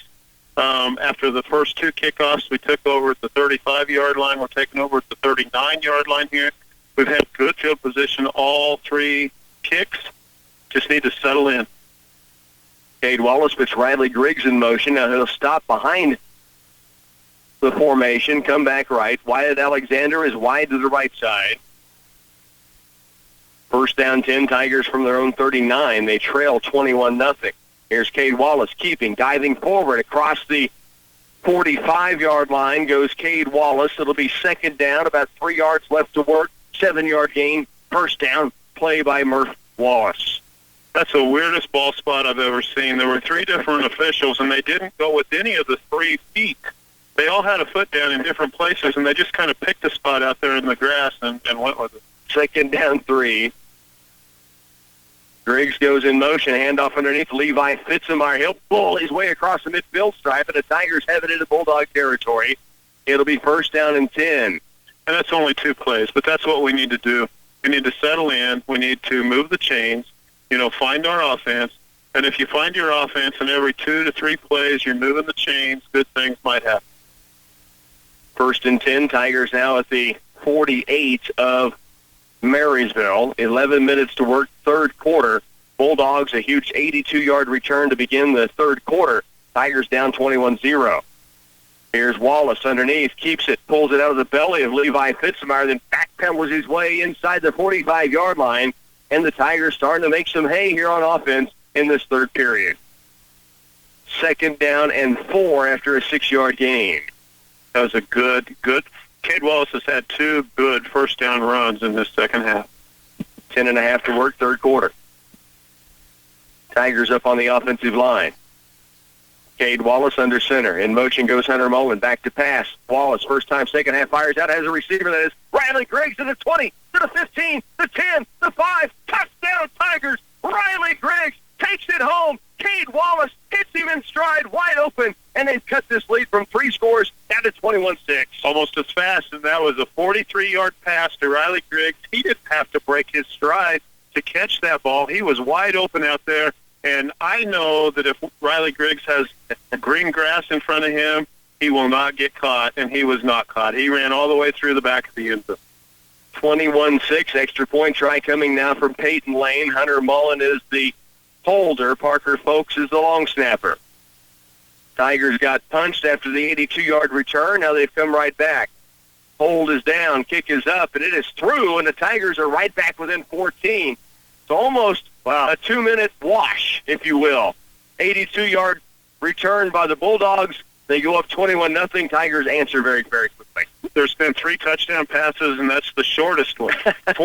43 yards. That's the shortest one. I mean, this is a big play game. 3 big passes and a kickoff return. 21-7. Tigers down by 2 scores. Cade Wallace hits Riley Griggs for 43 yards. Stay with us. Tiger football continues on 100.9. A lot of people sell seed. Central Valley Ag offers a unique extra service, a master seed advisor to help you pick the right seed. Identifying the different fields, how they manage it, and making proper recommendations from A to Z. CVA Master Seed Advisor Mike Ager is part of the team. Whether it's the planting days, the fertility management, crop protection programs, plant health treatments, success starts with making the seed selection. Want a Master Seed Advisor in on your plan? Talk to Central Valley Ag. 10-12 to work here in the third quarter. The Tigers have cut the lead back again to 14, 21-7. Here's the kickoff from Zeb Bloom, taken back inside the 15-yard line. A return. Last time went 82 yards. This time it is again a pretty good effort by the Bulldogs trying to get around the outside Jayden Hager, but the Tigers do corral the return man and bring him down to the 33-yard line. Now, a while ago I was talking about reading box scores, and you and I both read box scores every day, right? One of the box scores that's oftentimes that we look at in football is scoring summary. There's 4 scores in this game, and the longest drive in the scoring summary in this entire football game is 4 plays, 1 minute, and 30 seconds, and that was the one the Tigers just scored on. That does not make any sense at all. Here's Bloomer, handoff underneath. Tigers trying to make a stop on the outside, and they will stop Warnick for a gain of maybe 2 or 3. Never went down to the ground, but the Tigers stopped him for a gain of 3, second down 7. He kind of put that ball out there in space, and the Tigers were trying to tackle the ball more than they were trying to tackle him. We could have stopped him for a couple yards less, but we also could have knocked that ball out. He had it out there. So the football again stays with Marysville. Tigers with 9.5 to go third quarter, down 21-7. Bulldogs, Bloomer, second down, 7 yards to go. Trip receivers right stacked up. Now they put one in motion. They will fake the handoff, rolling right. Bloomer wanted to pass it, steps up, fires downfield, and the ball nearly tipped, then received by the Marysville Bulldogs downfield. Atkinson Inniking jumped the route but couldn't get a hand on it, and then Marysville takes it down to the Clay-Center Tiger 34-yard line. Well, we have a few pretty athletic defensive backs, and lots of times when they go to jump the route, they're going to make good things happen. Nobody's more athletic than Anthony. And, he almost pulled it off. The trouble with when you almost do and don't is sometimes a big pass gets completed. That's the first pass that Marysville's completed that wasn't a touchdown. Good point. Still a big-time play. First down and 10, football at the Tiger 33. Hand off underneath. And this time the Tigers stand up in the middle and knock down the ball carrier for a gain of 0. Second down and 10. We have a lot of football game left here, and honestly, either team here could win. But this is the most unconventional game. I mean, if you need to throw all logic out. You really do. I mean, it's a great football game. Marysville stays with it at their own, or at the Tiger 33. 8:24 remains, third quarter, 21-7.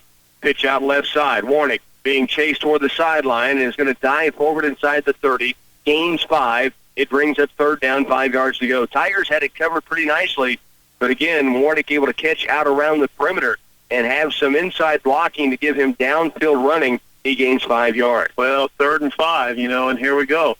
Here we go, because this is a critical part of the field. They still have a third of the field left for the end zone. This is a great place to get a stop. 3rd down 5. Bloomer stays in the gun. Works it right side. There's that pitch move. Ball almost went to the ground. The catch is caught, and then downfield it goes. Now the ball carrier breaks loose, and it's going to be taken inside the 10-yard line. It looked like a forward pass is what we're thinking up here.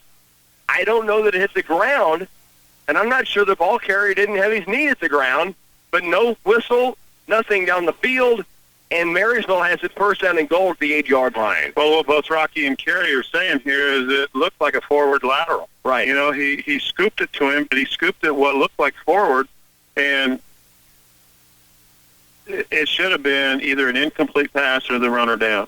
From what I saw. Well, yeah, from up here, it's hard to see with lights not great from our booth, all those different things, but it looked like the ball hit the ground, and it certainly looked like it was shoveled forward. Instead, first down and goal at the 8. Here's Warnick through the middle. Tigers stand it up for a moment. Ball taken down near the 5-yard line. It'll be 2nd down and goal. And the clock goes inside the 7-minute mark here in the third quarter. Tigers down 21-7. Marysville have had some huge plays tonight. 2 touchdown passes that made it 14-0 at half. The 82-yard touchdown return on the kickoff to begin the second half. The Tigers then got on the board for the first time, down 21-7. Now Marysville threatening with 6:33 to work here in the third period. Bloomer works it right side option play. Now he's going to keep it inside the 5. Angles right side, and is going to be knocked down at around the 4, maybe 3-yard line. It brings up third down and goal. So nice job of the Tigers to kind of stretch that play out to the right side. Well, this is where the Tiger D needs to just really step up. Sometimes it's hard to get past a couple of big plays. Right. And sometimes that's a momentum defeater on one side, and it's a momentum booster on the other side. But the Tigers with a good stop there on second down. Ball at the 4-yard line of Clay Center, third down goal. And now we've got a penalty flag or a timeout. It's a timeout, Clay Center. 6:22 left to work, third quarter. The Tigers trailing here, 21-7. Third quarter, timeout taken on the field. You're listening to Tiger Football on 100.9. I was holding down the office when in walked Ralph. Can I help you, Mr. Mouth? I'm working on a book of all my best jokes, and I need to be able to print it on the cheap, but still have it look good. We've got the Brother full-color laser multifunction printer that can copy, print, scan, and fax with wireless connectivity. It's got all the bells and whistles at about half the price of other brands. Available only through your Brother authorized partner. Central Office Service and Supply. Perfect. Hey, did you hear about the copier that was dating the paperclip? No, and I'm pretty sure I don't want to. 6:22 remains here in this third quarter play. The Tigers again trailing right now in the third, 21-7, and Marysville threatening. They have it down to the Tiger 4-yard line. It's third down and goal. The Tigers taking a timeout. I want to remind you that the Green Team Cars halftime show each week, they have a special group of program SUVs that have arrived at the Green Team Chevy Traverses, Chevy Equinoxes, Dodge Journey, Jeep Cherokees, Chevy Traxxas, Dodge Durangos, and Jeep Compass. Save thousands, and they still have factory warranty. It's 802 West Crawford, best selection of SUVs, program SUVs in the area. Here's the Bulldogs, third down and goal. Back to pass, fires down to the goal line off his back foot, catch is made, touchdown Marysville. That was a tough play. Tigers had pressure. Bloomer rolling against his body, throwing against his body, I should say, on his back foot, but a wide-open receiver at the goal line, and it's 27-7, the Tigers trail. Well, he faked a couple of handoffs, and he spun out to his left, and his footwork wasn't right, and he about got himself tangled up in his own feet. We had pressure on him, but like you said, off of his back foot, he just lofted it to a wide-open guy that backed across the end line. Extra point try. The snap was in the dirt, and Holder was able to put it down. The kick is up and through. It's 28-7 at the Tigers trail again by 21. 6:18 to work, third quarter. Stay with us. Tiger football continues on KCLY. Prescriptions, homemade fudge, Call Hall ice cream, and even electronics. You can find all these things under one roof. While you're getting your prescription filled, browse through their greeting cards and gifts or print off some photos at their photo printing station. See the latest digital products at Radio Shack or check out their durable medical supply section. Patterson Health Mart Pharmacy and Radio Shack in downtown Clay Center offers a bit of everything for convenient one-stop shopping, and the Apothecary by the hospital is perfect for drive-through prescription pickups. When it's wheat planting time, who better to help you with that task than Wilbur Ellis and Reed Seed and Feed? We are the complete package, providing cleanup service of unwanted weeds in your field and applying starter fertilizer to your crop. We have individual varieties and blends of seed wheat and treatment packages too. We offer all these services and products to make the wheat planting go smoothly. For the total package, wrapped up and tied a pretty bow, give us a call at Wilbur Ellis and Reed Seed and Feed. We have an update on the Wakefield Bombers as we bring you back here to the Tigers at Marysville. It is Wakefield now leading 46-6 as Justin Carver had a 45-yard TD to open up the second half, and then Merritt runs in the two-point conversion. So the Bombers looking for their fourth straight win. Tigers are as well, but they trail 28-7 here against the Marysville Bulldogs. 6:18 to work in the third period. Marysville will kick it away. Squib kick down the middle again. And loose for a moment. Dylan Moon picks it up at the 35-yard line, and that's where the Tigers will take over once again. Well, they're not kicking. They're not even kicking. I was going to say they're not kicking deep, but they're not even kicking the ball at all off the ground. The last two times, they just kicked it to where it was almost like an onside kick, but right. Not quite. Not quite like some squib kicks, but it's somewhere in between, and it's a very, very dangerous kick. The Tigers took care of possession both times. I think both times Dylan Moon. Right, yeah, exactly right. And he's done a good job scooping it and moving it forward even on those returns as an up back. First down and 10, Tigers down 28-7, still 6:16 to work third quarter. Tigers from their own 34-yard line. Here's a work right side, handoff to Levi Bitzenmeyer, and just not much there. It's going to bring up second down and 9. Again, it's maybe 1. Yeah, and that's one of those plays like we were talking about at halftime. It looks like he might have lost 2 yards, but he did get forward progress for 1, and the officials gave him that. So here we're looking at 2nd and 9, but they clogged it up in the middle. Second down, 9 yards to go. Clock ticking at 5:48 to work third period. Tigers trailing here 28-7. Second down, 9. Wallace under center. Works it left side, keeps it, ball on the ground in the backfield, and Cade Wallace got it back. The thing bounced right back in his hand as he was going to the turf, but it brings up third down and long. Yeah, we only lost about 1.5 yards out of that. It's like 3rd and 10.5, right. But Cade was smothered, but he took care of the ball, and the Tigers kept the ball.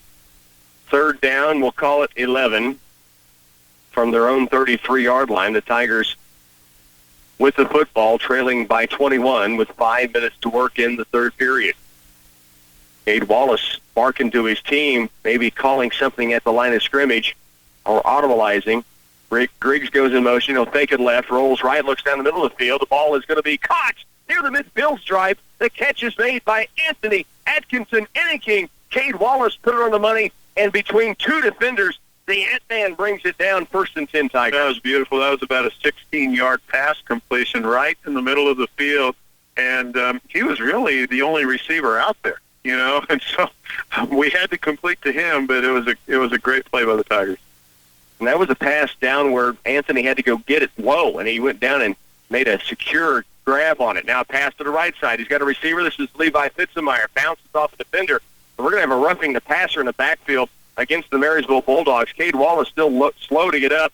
Jack Bloomer, the Bulldog quarterback, coming in from the defensive backfield, put a late hit on Cade Wallace that time. Yeah, and so it was a gain of about 4 yards on the pass play, but the penalty's going to be bigger than that, and first down. So the Tigers may be a chance to get this back within 2 scores if they can make this drive pay off.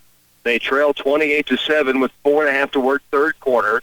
And now the football penalty against the Bulldogs will put the football for the Tigers down inside the 35-yard line. Wow, this was a big penalty. All the way to the 31 it goes because of the roughing the passer, unsportsmanlike. Now the Tigers back in business here with a chance to score. They have it at the Bulldogs 31. 4.5 to work, third quarter. Tigers trailing 28-7, but with the football in marching. Wallace under center.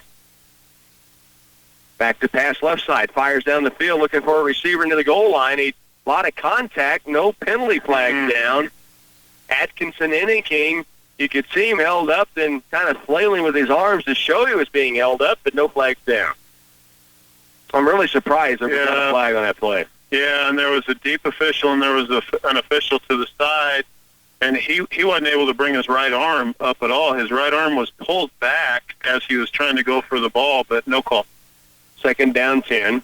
Tigers trying to move it through the air. They've had struggles on the ground, as we've talked about, despite getting some good yardage in the first half. But now 2nd and 10. Wallace, pitch out left. Riley Griggs needs one man to beat, and he's going to be stripped down in the backfield. And that brings up 3rd down and long. About pulled his jersey clear off of him. He was trying to spin out of that tackle, and they had a hold of his jersey up high, pulled it clear down past his shoulder pads, and just spun him to the ground with a pretty big loss. He was fighting to get loose. He just couldn't get away from that one tackler that has the jersey by the shoulder, and that was the difference because then the Bulldog help came in. 3rd down, 15 to go. Tigers at the Marysville 35-yard line. Needed that Earl Campbell tearaway jersey. I'm telling you. And a few of those examples this year. Wallace back to pass. Looks downfield. Fires left corner. Ball is up, and it is going to be caught. Touchdown, Tigers. Play center takes it in. Back to the end zone, and what a catch by Anthony Atkinson. Inning, a defender all over him. He took it away from him. That was highlight. I mean, that was a good play, whether you're looking at high school, college, or NFL. That was when Cade threw that ball, they were still like competing for position running down the sideline. He caught it in the end zone, you know, so that ball's in the air. They're fighting down the sideline, and it was anybody's ball, but the bigger man, the one at the ball the most, came down with it. The Ant-Man, 35-yard touchdown reception. Here's the extra point try on its way from Peyton Lane. It is up, and it's through, and the Tigers are right back in it, down by 14. 3:35 to work, third quarter. 28-14, a 35-yard touchdown strike from Cade Wallace to Anthony Atkinson Inning, and the Tigers back within 14 points when we return. State Farm is proud to support the people who make this community great. From our kids clubs, sports, and organizations to local projects like the Play Center Zoo, we are proud to keep our dollars and ideas local and encourage you to do the same. For insurance, banking, and investments, contact me, David Bordery, at 128 Downtown Play Center. Trust State Farm's financial strength.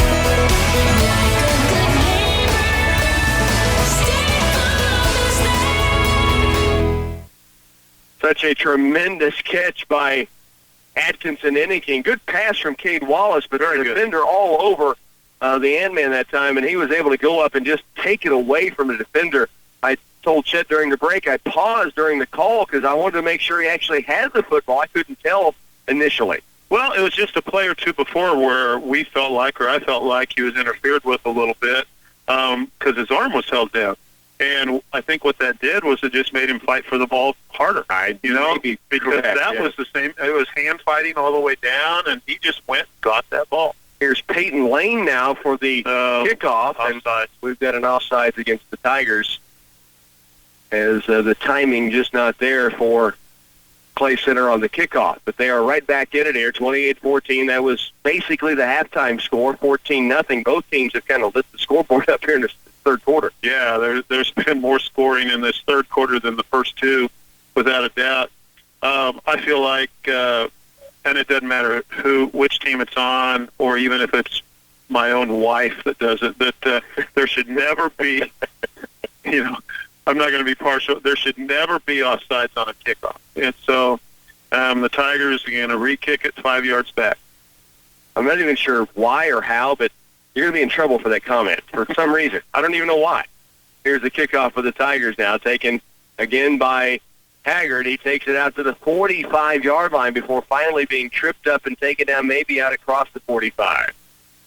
So Marysville has pretty good position. Peyton Lane with a tackle on the play. And I'm going to go back to that. They wouldn't have had near that good a position with the original kick, Right. And that just makes just enough difference. So it puts your defense back on their heels a hair because they're already at midfield, but, they've been there before. It's time to make a stop. So a 35-yard touchdown pass from Cade Wallace to Anthony Atkinson-Inniking as the Tigers back in it, but the Bulldogs pretty good field position here. Here's Bloomer, handoff underneath. Warning, and he is gang tackled to the line of scrimmage. Gavin Ware was driving up top, but there were a couple defenders down low. Parker Folks, Jake Wynn came in to clean it up again of one at 2nd down 9. Tigers down 28-14. Still 3:05 to work here in the third quarter. Bulldogs have it, 2nd down 9. And they may take a little more time to break huddle and get to the line of scrimmage with a 2-touchdown lead late third quarter. That was great defensive hit by the Tigers there. Great defensive stop by 3 guys. Bloomer out of the gun, rolls it left side. Now pitches out left further to the sideline. And again, the Tigers do a good job to wrap up and drive out the ball carrier. Caleb Mendham, Adam Ebert, Jake Wynn, all in the area. And this is where we want it. They're not to midfield yet, and they're looking at 3rd and about 7 here after taking over on the 45-yard line. So the Tigers have an opportunity to make a stop here and force Marysville to punt. That it's a huge 3rd down for the Tigers. Critical point, really. 3rd down, Clay Center with a stop, maybe a chance to cut it to a 1-score situation, which would be huge after the way the Bulldogs started this third period. Went up 21-0. Tigers have found a way to answer, trail 28-14. And now a timeout taken by the Bulldogs. I think that they'd have had a penalty if they'd have snapped that ball because they broke the huddle with 12 guys. It'll be 3rd down 7. Bulldogs with the football at their own 48. You're listening to Tiger Football on 100.9. With a fleet of semis on the road year-round, we rely heavily on our crew of top-notch mechanics to keep them running. If you'd like to take advantage of their expertise, bring your rig to us at TSI Kansas Incorporated. We offer heavy-duty diesel maintenance and repair on both your semi-tractor and trailer. We sell and repair tires, do oil changes, fix electrical problems, and we have an extensive parts network. I'm Jason Hall with TSI Kansas, based in Clay Center. Go ahead and like our Facebook page. Being an active member of FFA and 4-H and playing sports can all teach life skills of leadership, responsibility, good character, a strong work ethic, and a healthy spirit of competition. All these activities help prepare and equip young people to become great citizens. At Union State Bank, we feel it's a very worthwhile investment to support our area youth. We're always pleased to see many come back to this community, start their own business, or join their family farms. I'm Morgan Hamill with Union State Bank, member FDIC. 28-14, 2:40 to work, 3rd down 7. Bloomer back to pass, rolls out right side. Pressure coming, throws downfield, a receiver open. The pass is going to be caught near the sideline, and it will be 1st and 10 Bulldogs. There is a penalty flag down. I was looking for it, Chet. I didn't see it till just now. It appeared the Tigers were held. I thought they'd gotten away with it. Now they're bringing it back. I still don't see the flag, but about the 45-yard line of scrimmage. Oh, there you go. Well, the guy that had pressure on the quarterback, and do you know who it was? I think it was Parker Folks, but I did not see a number for sure. Whoever it was broke free of his blocker, and he was making moves to the quarterback, and his jersey was literally pulled with both hands. Right. So a holding call instead of 1st and 10 at the Tiger 35-yard line makes it 3rd down and about 17 to go back at the Bulldog 39-yard line. Big play. But this is not a high school football game. All the big passes, that are being completed, and it's crazy. And that was for a first down over on the far sideline, and it seemed like that ball was in the air forever. I kept waiting for a Tiger to come up and break the thing or take the thing away, and it just didn't happen. But the pressure by the Tigers up front caused the holding call, and now it's 3rd down and long. Back to pass, pressure coming. It's a screen play set up underneath. Out to the 50-yard line, near the first down marker, and the Bulldogs appear to have picked it up. What a perfect call by Marysville. Let's give them credit. The Tigers came at him. Bloomer had pressure, was able to find his screen man, and it appears to be very close to 1st and 10. Yeah, he's right on it. I don't even think they'll measure. I think that they're looking hard. They're looking at the. It's right on it. It's literally right on it. And now they're bringing the ball to the sideline, because that's very interesting. But the changer on the other side of the field. Yeah, because he's the one that had the mark at the tackle. So now they're going to bring it back here. Well, now it appears it's easily a 1st and 10. It looks like it now. But we had great pressure on him. It's almost wrong to call that play a screen, but you can't really call it anything else. But it was a well. Well, now they just call it without even bringing it out. Well, I tell you, when they moved the ball over to the Marysville Bulldogs sideline, where the sideline official had his left foot mark going, that became a first down pretty easily called. He had a head of steam. After he caught that little screen pass right in the middle, he had open field for about 7 yards. And he had a head of steam. We first hit him 5 yards before he was to the first down, but we were hitting him from the backside. And he had momentum, and it took 2 more Tiger tacklers to help get him on the ground right at the first down marker. So the Bulldogs move the change. Here's Warnick up the middle. He's hit a couple of times. It takes it inside the 40. This guy, when he gets the shoulder pad level down low, he really moves it downfield. Well, he averaged 4.1 yards a carry coming into this game, and he had 50 more carries than anybody else in the league. He had almost 120 carries at the first 4 games, 119 carries for 488 yards, 3 scores. So he's most teams have a workhorse, but he's a little bit more of a workhorse than most. 1:40 remains in the third quarter. 2nd down 5. Bulldogs driving. Tigers trailing 28-14 third quarter. Hand off again. Warnick right up through the middle.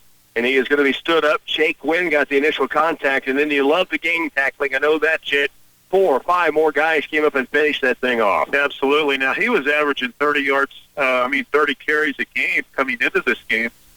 Our stat man only has 20 call-ups, and he's already carried 20 times.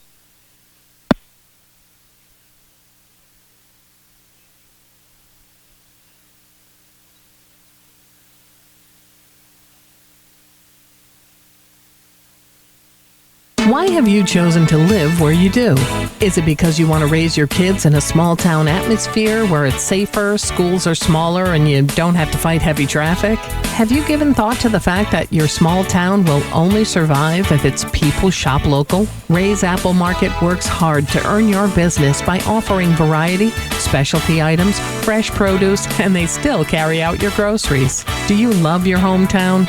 So does Ray's Apple Market.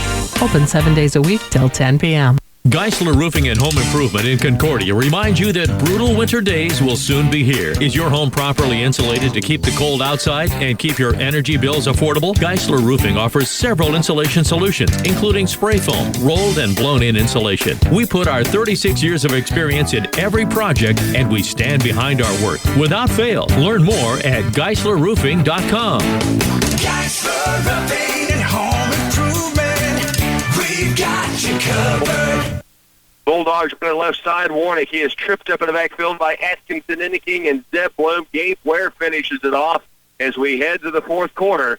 It'll be Bulldog football, 2nd down and 11 at the Clay Center Tiger 26-yard line. We're headed to the fourth here in Marysville. Back in a moment. The Cooper Tire Take the Money and Ride event is back this fall. Whether you're getting ready to tailgate or take a scenic drive, you can get the right tires and a reward of up to $70 with the purchase of a new set of 4 qualifying tires. Cooper quality tires for the road are the perfect way to get your car ready for the season and save. Visit your Farmers Cooperative Tire branch today. Investing in our owner's success. Farmers Cooperative.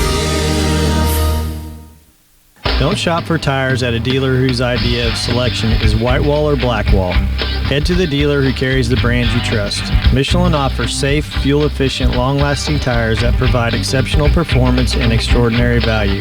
BF Goodrich tires are built for drivers looking for high performance and aggressive styling. Next time you need tires, get the selection you deserve. For the best tires, advice, and service, visit the experts at Bud's Tire Service, 410 Court Street, Clay Center. Proud supporters of Clay Center Tiger Athletics. 28-14 Tigers right now trailing as we go to the final quarter, and Marysville threatening again. The Tigers have found a way to fight and hang in here. They got to find a way to stop right now. Well, there's been big plays in this second half, big plays in the first half. You know, we spotted them 14. We went to halftime, locker room, down by 14. We matched them in the second half. They're still down by 14, but Marysville's threatening again right here. They have found a way to just make big plays, and they've had some good bounces. Popped away that last one. Peyton Lane forces a fumble, and it ends up looking like a pitch downfield almost, an option pitch. Well, on first down, it was no gain. We stopped them, so it's 2nd 10 here. But when they picked up the first down, that ball was in the air, and it went right to one of their other players. Here's Bloomer, handoff again underneath. Warnick, he'll take it down to the 20-yard line. It brings up 3rd down, and now about 4 to go. He gained 6 on the second down play. Well, Warnick has an entire quarter to go, and he had 22 carries in the first 3 quarters of this game. That was his 23rd carry. Again, averaging 30 carries a game, and where is he at yardage-wise? 112 for the game on the ground for Hunter Warnick. 3rd down 5.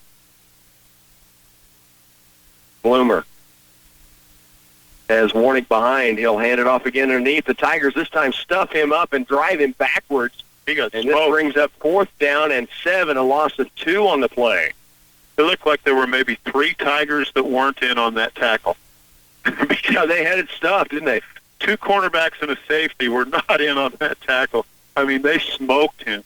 That might have been a Raver on the carry that time, actually, instead of Warnick, who was getting a break. And it was. Now Raver comes off and Warnick back in. So now 4th down and 8 for the Bulldogs at the Clay Center Tiger 21-yard line. So your defense has a chance to make that stop they've been looking to get here. Raver says, thanks a lot.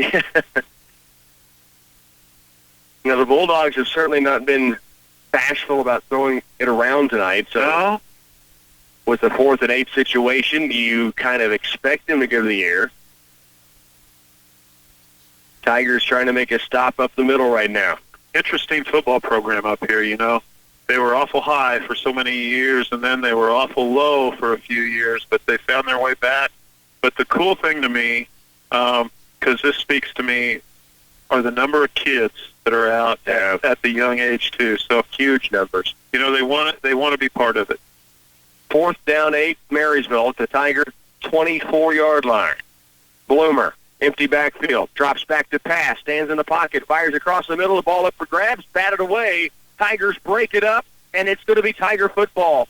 That is Peyton Lane who makes the play defensively, and it was Caleb Mendham who broke that up. Mendham makes the play defensively, and the Tigers had the football back with 10:38 to work. That was a huge stop, and that was a big play by Caleb because the ball was well thrown, and the receiver had a chance at the ball, and Caleb made him not catch it. But, you know, anytime there's a play like that, it doesn't matter what level of football we are watching. Everybody in the stands looks all over to see if there's going to be a flag thrown because anytime there's an incomplete pass and it's contested, you're looking for the flag. That was a clean play. Cade Wallace under center. Tigers trail by 2 scores. Wallace back to pass on 1st down. Fires out right sideline. Has a receiver. The pass is caught. 1st down yardage. Peyton Lane takes it out to the 40-yard line. 10:31 remains here in the ball game. Tigers trailing 28-14, and the football moved out to the 40 on a pass play from Cade Wallace to Peyton Lane. 15 yards on that 1st down completion. Lane wide right side. Atkinson Inniking off to the left side. Tigers, with the score on this drive, if they can make it happen, would get back within one score. Cade Wallace takes the pitch, back to pass, pressure coming, fires out in the crowd, and Levi Fitzmeyer broken up, incomplete, second down 10. Wallace goes to the ground at the end of that play. Boy, that was a pass thrown with zero room for error. I mean, there was a lot of black jerseys around there, but he got it to his fingertips. I mean, nobody was going to be able to catch that ball except us, but we couldn't quite pull it in. Clock stops, 10:13 to work here in the ball game. 28-14, Tigers down by 2 scores. 10:13 to work. They have it at their own 40-yard line, second down 10. Cade Wallace, back to pass, rolling left. Fires out in the flats, has a receiver. Good catch. Anthony Atkinson Inniking, and he gets a couple of extra yards. Almost first down yardage. He may have stretched out for it. And I love the way Anthony sat down on that route. Chet made the catch. It didn't look downfield. He secured it, then got extra yardage. Well, Anthony's big. He's athletic. We've talked about that a lot, but he's showing a lot of maturity as we reach this part of the season where he's doing things that he wasn't doing in the first couple of games. And he's taking care of the football. He's taking care of the yardage. And, I mean, we are literally... They called it third down and did not measure, and it is really close. The third down marker and the end of the first down chain are in the same spot on the ground, so it's like third and an inch. If the Tigers just get the first down or tries for something more. Underneath handoff, and it's going to be a first down yardage and more. Levi Fitzmeyer to the 46-yard line of the Bulldogs. It brings up first and 10. 9:36 now left here in this ball game. The Tigers trailing 28-14 but marching. There's no such thing as 3rd-0, but that was literally 3rd-0 the way the markers were. But Levi Fitzmeyer goes out and picks up 4.5 yards. Clock ticking at 9.5. Fourth quarter action. Tigers down 28-14 but marching. Wallace back to pass. Fires out right side. Peyton Lane makes the catch near the 40. It'll be a gain of 5. Second down, 5 yards to go. Cade Wallace to Peyton Lane. You get a feeling some of these little short routes, they could set something up downfield because Marysville's not playing back off of them right now. Anthony, Peyton, and Riley are all taking care of the ball when the ball's in the air. Second down 5. Here's Wallace again back to pass. Now does fire downfield on the right sideline. It's going to be batted down by the Bulldogs. He was trying to hit Riley Griggs, but the ball really thrown up for grabs that time. Defense down the field by Gabe Peschel, the big junior for the Bulldogs, able to reach out and knock it down. Third down 5. It's become an air game, here in this fourth quarter. Every incomplete pass is a stop of the clock as well. Atkinson Inniking goes to the sideline. The Tigers go tight left with Zeb Bloom in there. Then you have Peyton Lane, short side right, and a slot to the right side. Cade Wallace puts Ebert in motion, and he's going to keep it himself off the quarterback keep. He's got first down yardage, a little bit more for Murph Wallace. Near the 30-yard line goes the senior quarterback, and they'll move the chains with 8:49 to go. Well, that was a big third down play. It was 3rd and 5, and Cade pulls the ball back out of the belly of the back, and he keeps it. He made a good read. He made a good read, and he made a good cut. And as he bounced it outside, he ends up picking up 10 yards on that play. First down and 10, Tigers at the Marysville 30-yard line.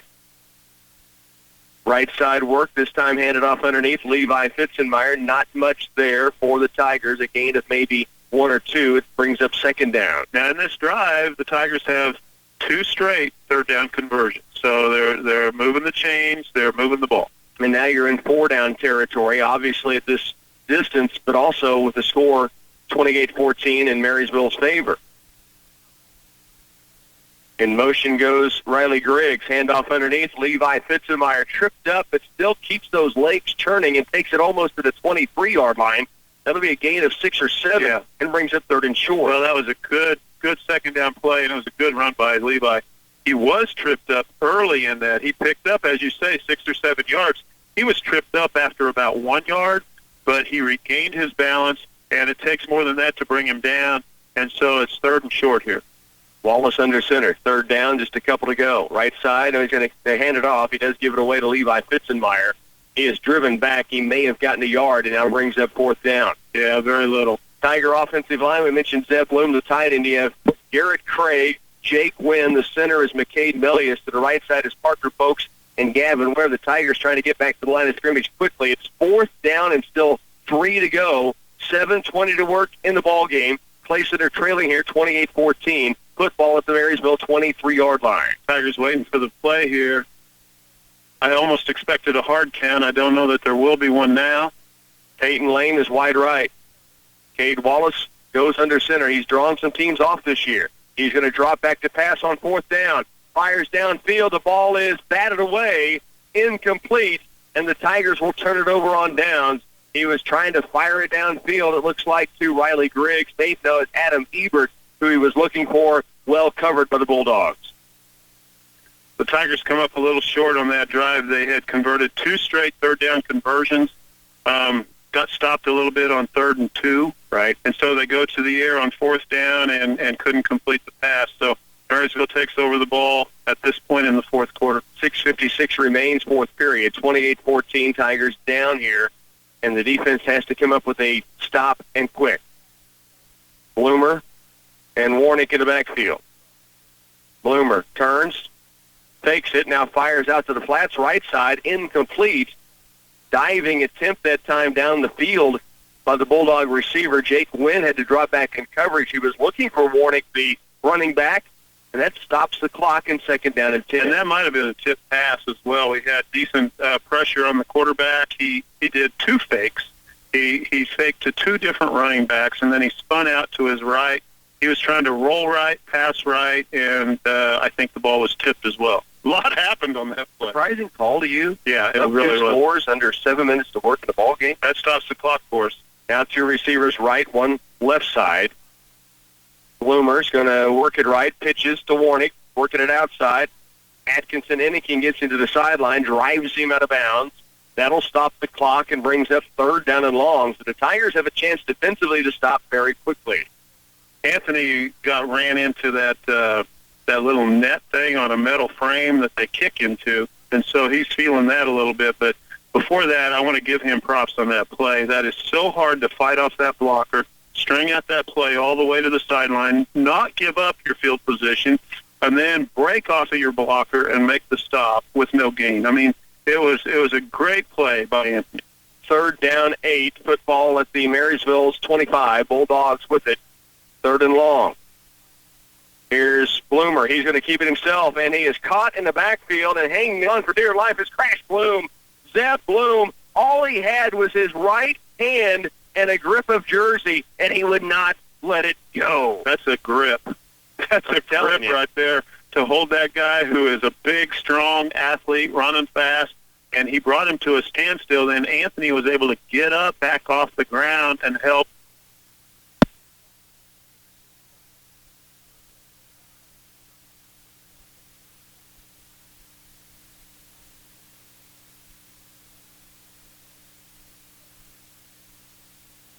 Crop Production Services take this opportunity to thank their customers for their continued support and for the confidence placed in them. They don't take this privilege for granted and will keep working as a team with the common purpose of providing best-in-class services to all their customers. Crop Production Services also recognize the unity of our high school and college teams, building stronger partnerships together. They all know that your support and trust is the foundation of their success. Thank you from Crop Production Services. The celebration event is on at Schramm Chrysler Dodge Jeep in Manhattan. Come test drive a new Ram truck that gets 29 miles per gallon or a Jeep Grand Cherokee that gets 30 miles to the gallon. You won't go wrong with either of these vehicles. Schramm Chrysler Dodge Jeep is the area's only 5-star certified dealership, and for 49 years, we've treated you like family. Come see us on West Anderson in Manhattan or online at SchrammCars.com. Schramm Chrysler Dodge Jeep is a proud supporter of Tiger football. Tigers take over their own 20-yard line. 1st down carry by Levi Fixemeyer, 5 yards. It's 2nd down and 5.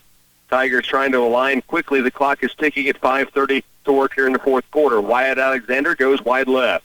2 receivers to the right side. Cade Wallace back to pass, rolls right, now steps up in the pocket in trouble in the backfield, and he is pounced down at around the 25-yard line. There is a penalty flag in the backfield. Shown by the white hat way back there where there's usually holding of the offense, and that's what the call is. It was way after the fact, though. I mean, it was way after the fact. Now, let's go back to clock management in this game. There's 5-something left in this game. We're down by 2 scores.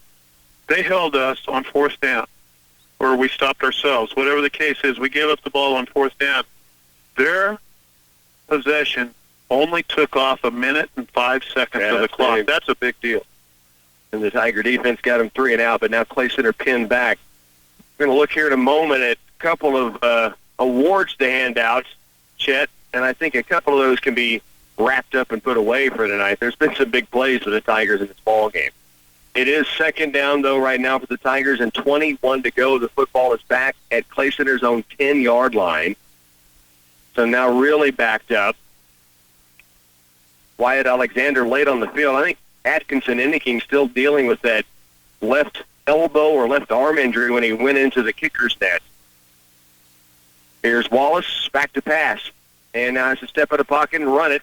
He gets it out across the 10. He'll gain 2 or 3 yards on the 2nd down play, but now 3rd down and very long. 5 minutes left here in the 4th quarter. This is when we're on defense and it's the other team on offense, we're really happy, and we like to call it a long cab ride. But unfortunately, it's the Tiger defense pinned on their heels back towards the end zone, and they have a long way to go to just get a new set of downs. 3rd down, 21 to work, 4:40 left here in the 4th quarter. Cade Wallace under center. In motion goes Hunter Mullen. Back to pass. Wallace fires downfield, right sideline. He's looking for Peyton Lane and just overthrown. A defender in the area. And that'll bring up 4th down from the Tigers' own 10-yard line. Well, Cade's had so much pressure on him those last 2-3 passes that he has less time than he used to. He unloaded that ball just a hair sooner than he would like to, and therefore it's hard to out-throw Peyton, but he out-threw him by about a step and a half. Right. And Peyton had his guy beat just enough. He had a little more time to wait to throw it. Yeah, you're right. 4th down, though, and long. Tigers will punt it. Cade back inside right at the goal line to receive this long snap. 4th and long. Snap is there. Kick is away. It's going to bounce at the 40 and check up, and Marysville will take over at the Tiger 41-yard line. I'm going to go first off to the electrifying play of the game, and I think that's locked in. That play that Cade Wallace and then especially Atkinson Inniking on the opposite side, catching and taking it in for a touchdown, 35 yards, that was outstanding in the third quarter. It was great. I'd like to watch it again on film more than once. I'd like to watch it several times because those plays, you can't make those happen very often in life, and it was so cool, and it was very electrifying. But he wanted the ball. That ball was for either of them. They were hand-fighting all the way down the sidelines. He catches it in the end zone. The bigger man wanted the ball. Here's Bloomer, works it right side, hand off to Warnick. Now he breaks the tackle, gets it inside the 35-yard line. That'll bring up 2nd down and short. So the Debenham electrifying play of the game from Debenham Electric is Anthony Atkinson Inniking, the catch from Cade Wallace, 35 yards and a touchdown. 3:59 to work here in the 4th. The Tigers trailing 28-14. It was a 14-0 score at halftime. Bulldogs came out and returned an 82-yard kickoff for a score, 21-0. And then the Tigers found a way to just hang in there, but they still trail by the 14 points, and Marysville with it, take it down at 3. Well, we think we've seen Warnick a lot before. I think we're going to continue to see him at this game. He stands right behind Bloomer, the quarterback, out of the shotgun. Long snap count, going to let that clock wind down as much as they can. Here's Warnick again. There's a penalty flag in the middle of the field. Warnick breaks free. Hopefully this gets brought back because there was a penalty flag right near the line of scrimmage. It is holding. I saw the official make the call. Yeah, holding on Marysville. I would also say that the Hunley's Garage big hitter, Gavin Ware's had more than just this one tonight. Mm-hmm. But Gavin Ware on 3rd down and 3, right before the half, just blew up a play and drove a guy all the way back 2 or 3 yards. For somebody that loves defense, I wanted to write it down as the electrifying play of the game, but I had to put it up there for the big hitter. It was so noticeable, and, you know, Gavin's been bringing it his entire high school career, right. And so sometimes it's hard to pick one. That one made it easy. Hunley's Garage big hitter, Gavin Ware, just before halftime when he sent.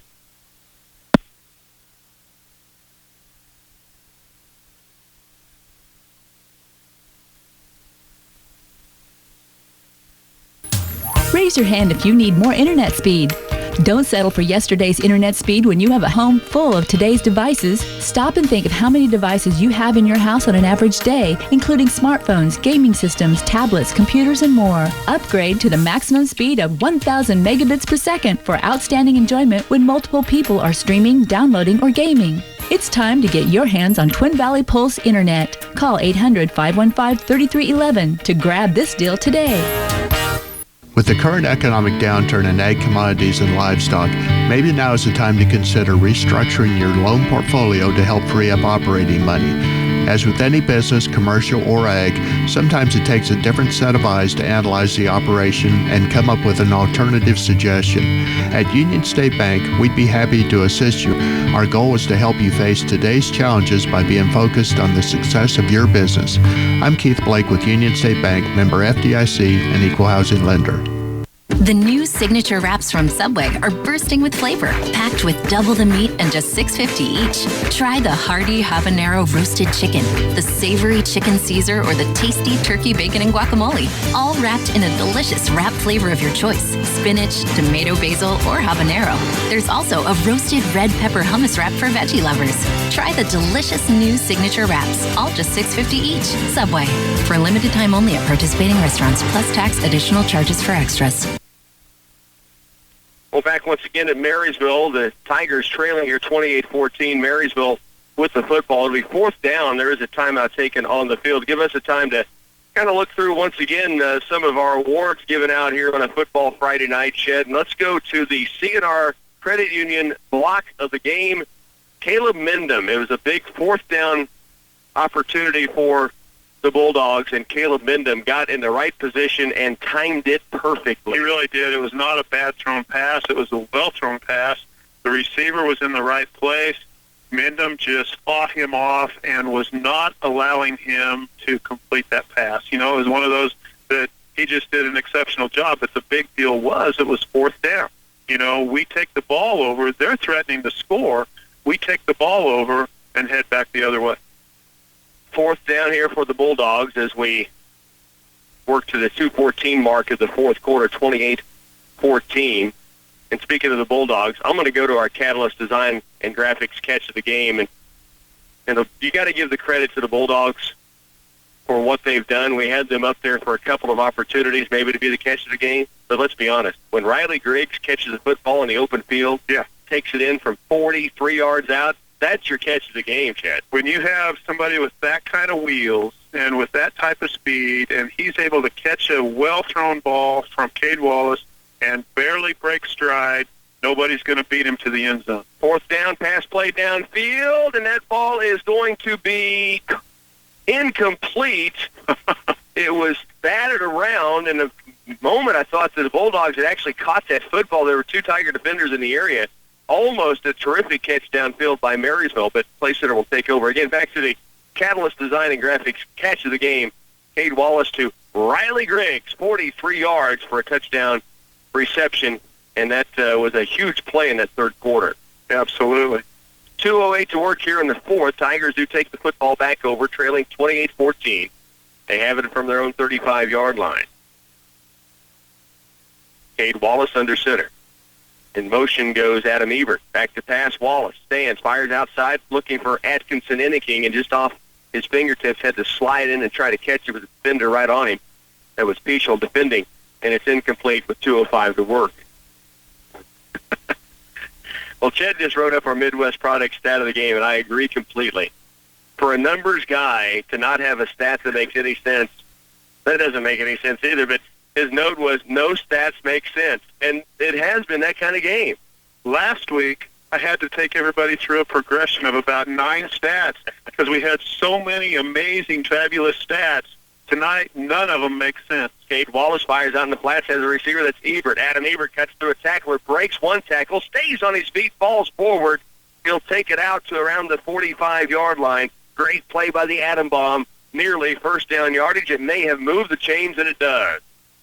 So, again, your Midwest Product stat of the game, there were no stats that made any sense in this ball game. Yeah, that was a great block by Peyton Lane on that play as well. One stat we had up there early, I'll let you call this play. Here's Wallace back to pass. Stands in the pocket, fires out left sideline, up for grabs. Ball is going to be picked off by the Bulldogs. Gabe Peschel brings it down, and Marysville secures it with 1:42 to work here in this fourth quarter. And the Bulldogs, with a 28-14 lead and short time on the clock, take the football back. I mean, you could go back to some of the things that made a difference in this game, like one snap of the ball, 90-yard touchdown. Right. Or at halftime, Marysville only had 2 first downs, but they led 14-0. You know, there's a lot of strange things, but then we could just throw a whole bushel basket of equally strange stats. Just, this is not a typical football game at all. Usually you can find things in the numbers that make sense, right, and you don't. It would back something up.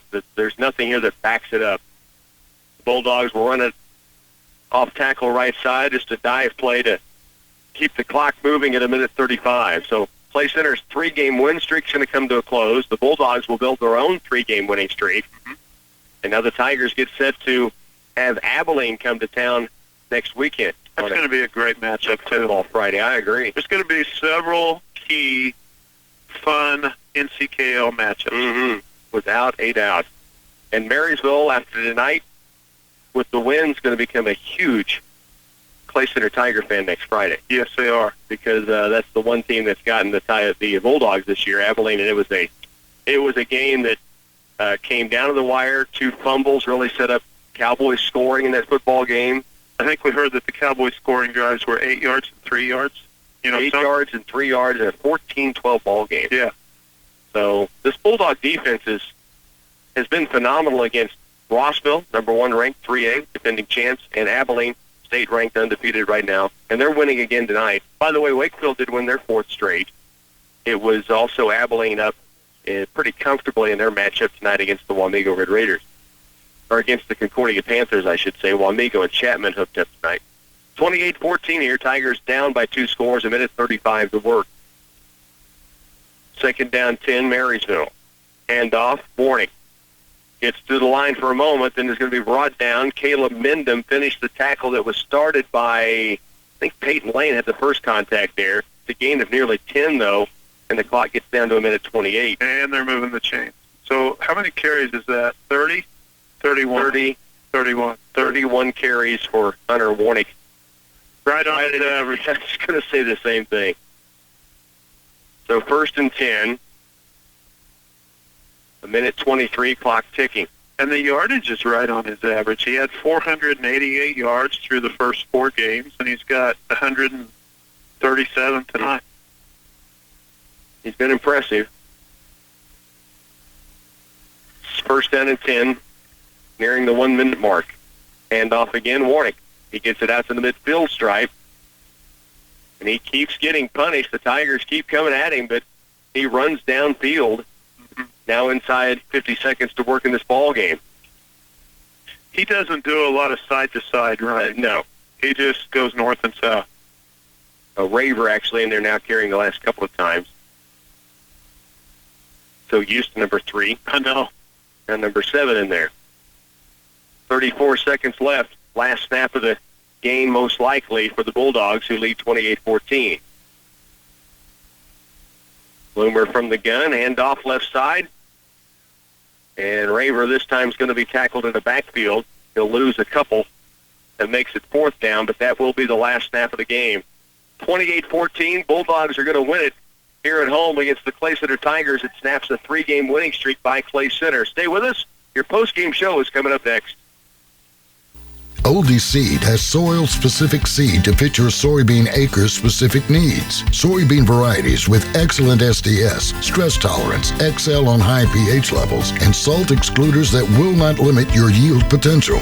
Oldie Seed is your trusted supplier for high-yielding soybeans built to fit your specific needs. Call your Oldie Seed representative today at 877-692-4555. That's 877-692-4555. If you're an experienced over-the-road truck driver looking to step up to a strong, well-established company and one who treats their employees right, TSI Kansas invites you to join our family of drivers. We're looking to add more qualified Class A CDL drivers to our ranks. See, after working for TSI Kansas for many years, John and Sandy Link and I now own the company, and we're dedicated to keeping our company strong. I'm Jason Hall with TSI Kansas Incorporated of Clay Center. Back once again on Post Game, being brought to you tonight by Cloud County Community College, B&D Seamless Gutters, Clay County National Bank, and DMD Designs and Graphics of Washington and Waterville. Clay Center Tigers with a 28-14 loss. They fell behind 14-0 on really obscure one-play drives of 90 and 48 through the air. And then this game kind of became a knockdown drag-out outside of that in the first half. And then the 82-yard touchdown run that's 21-0.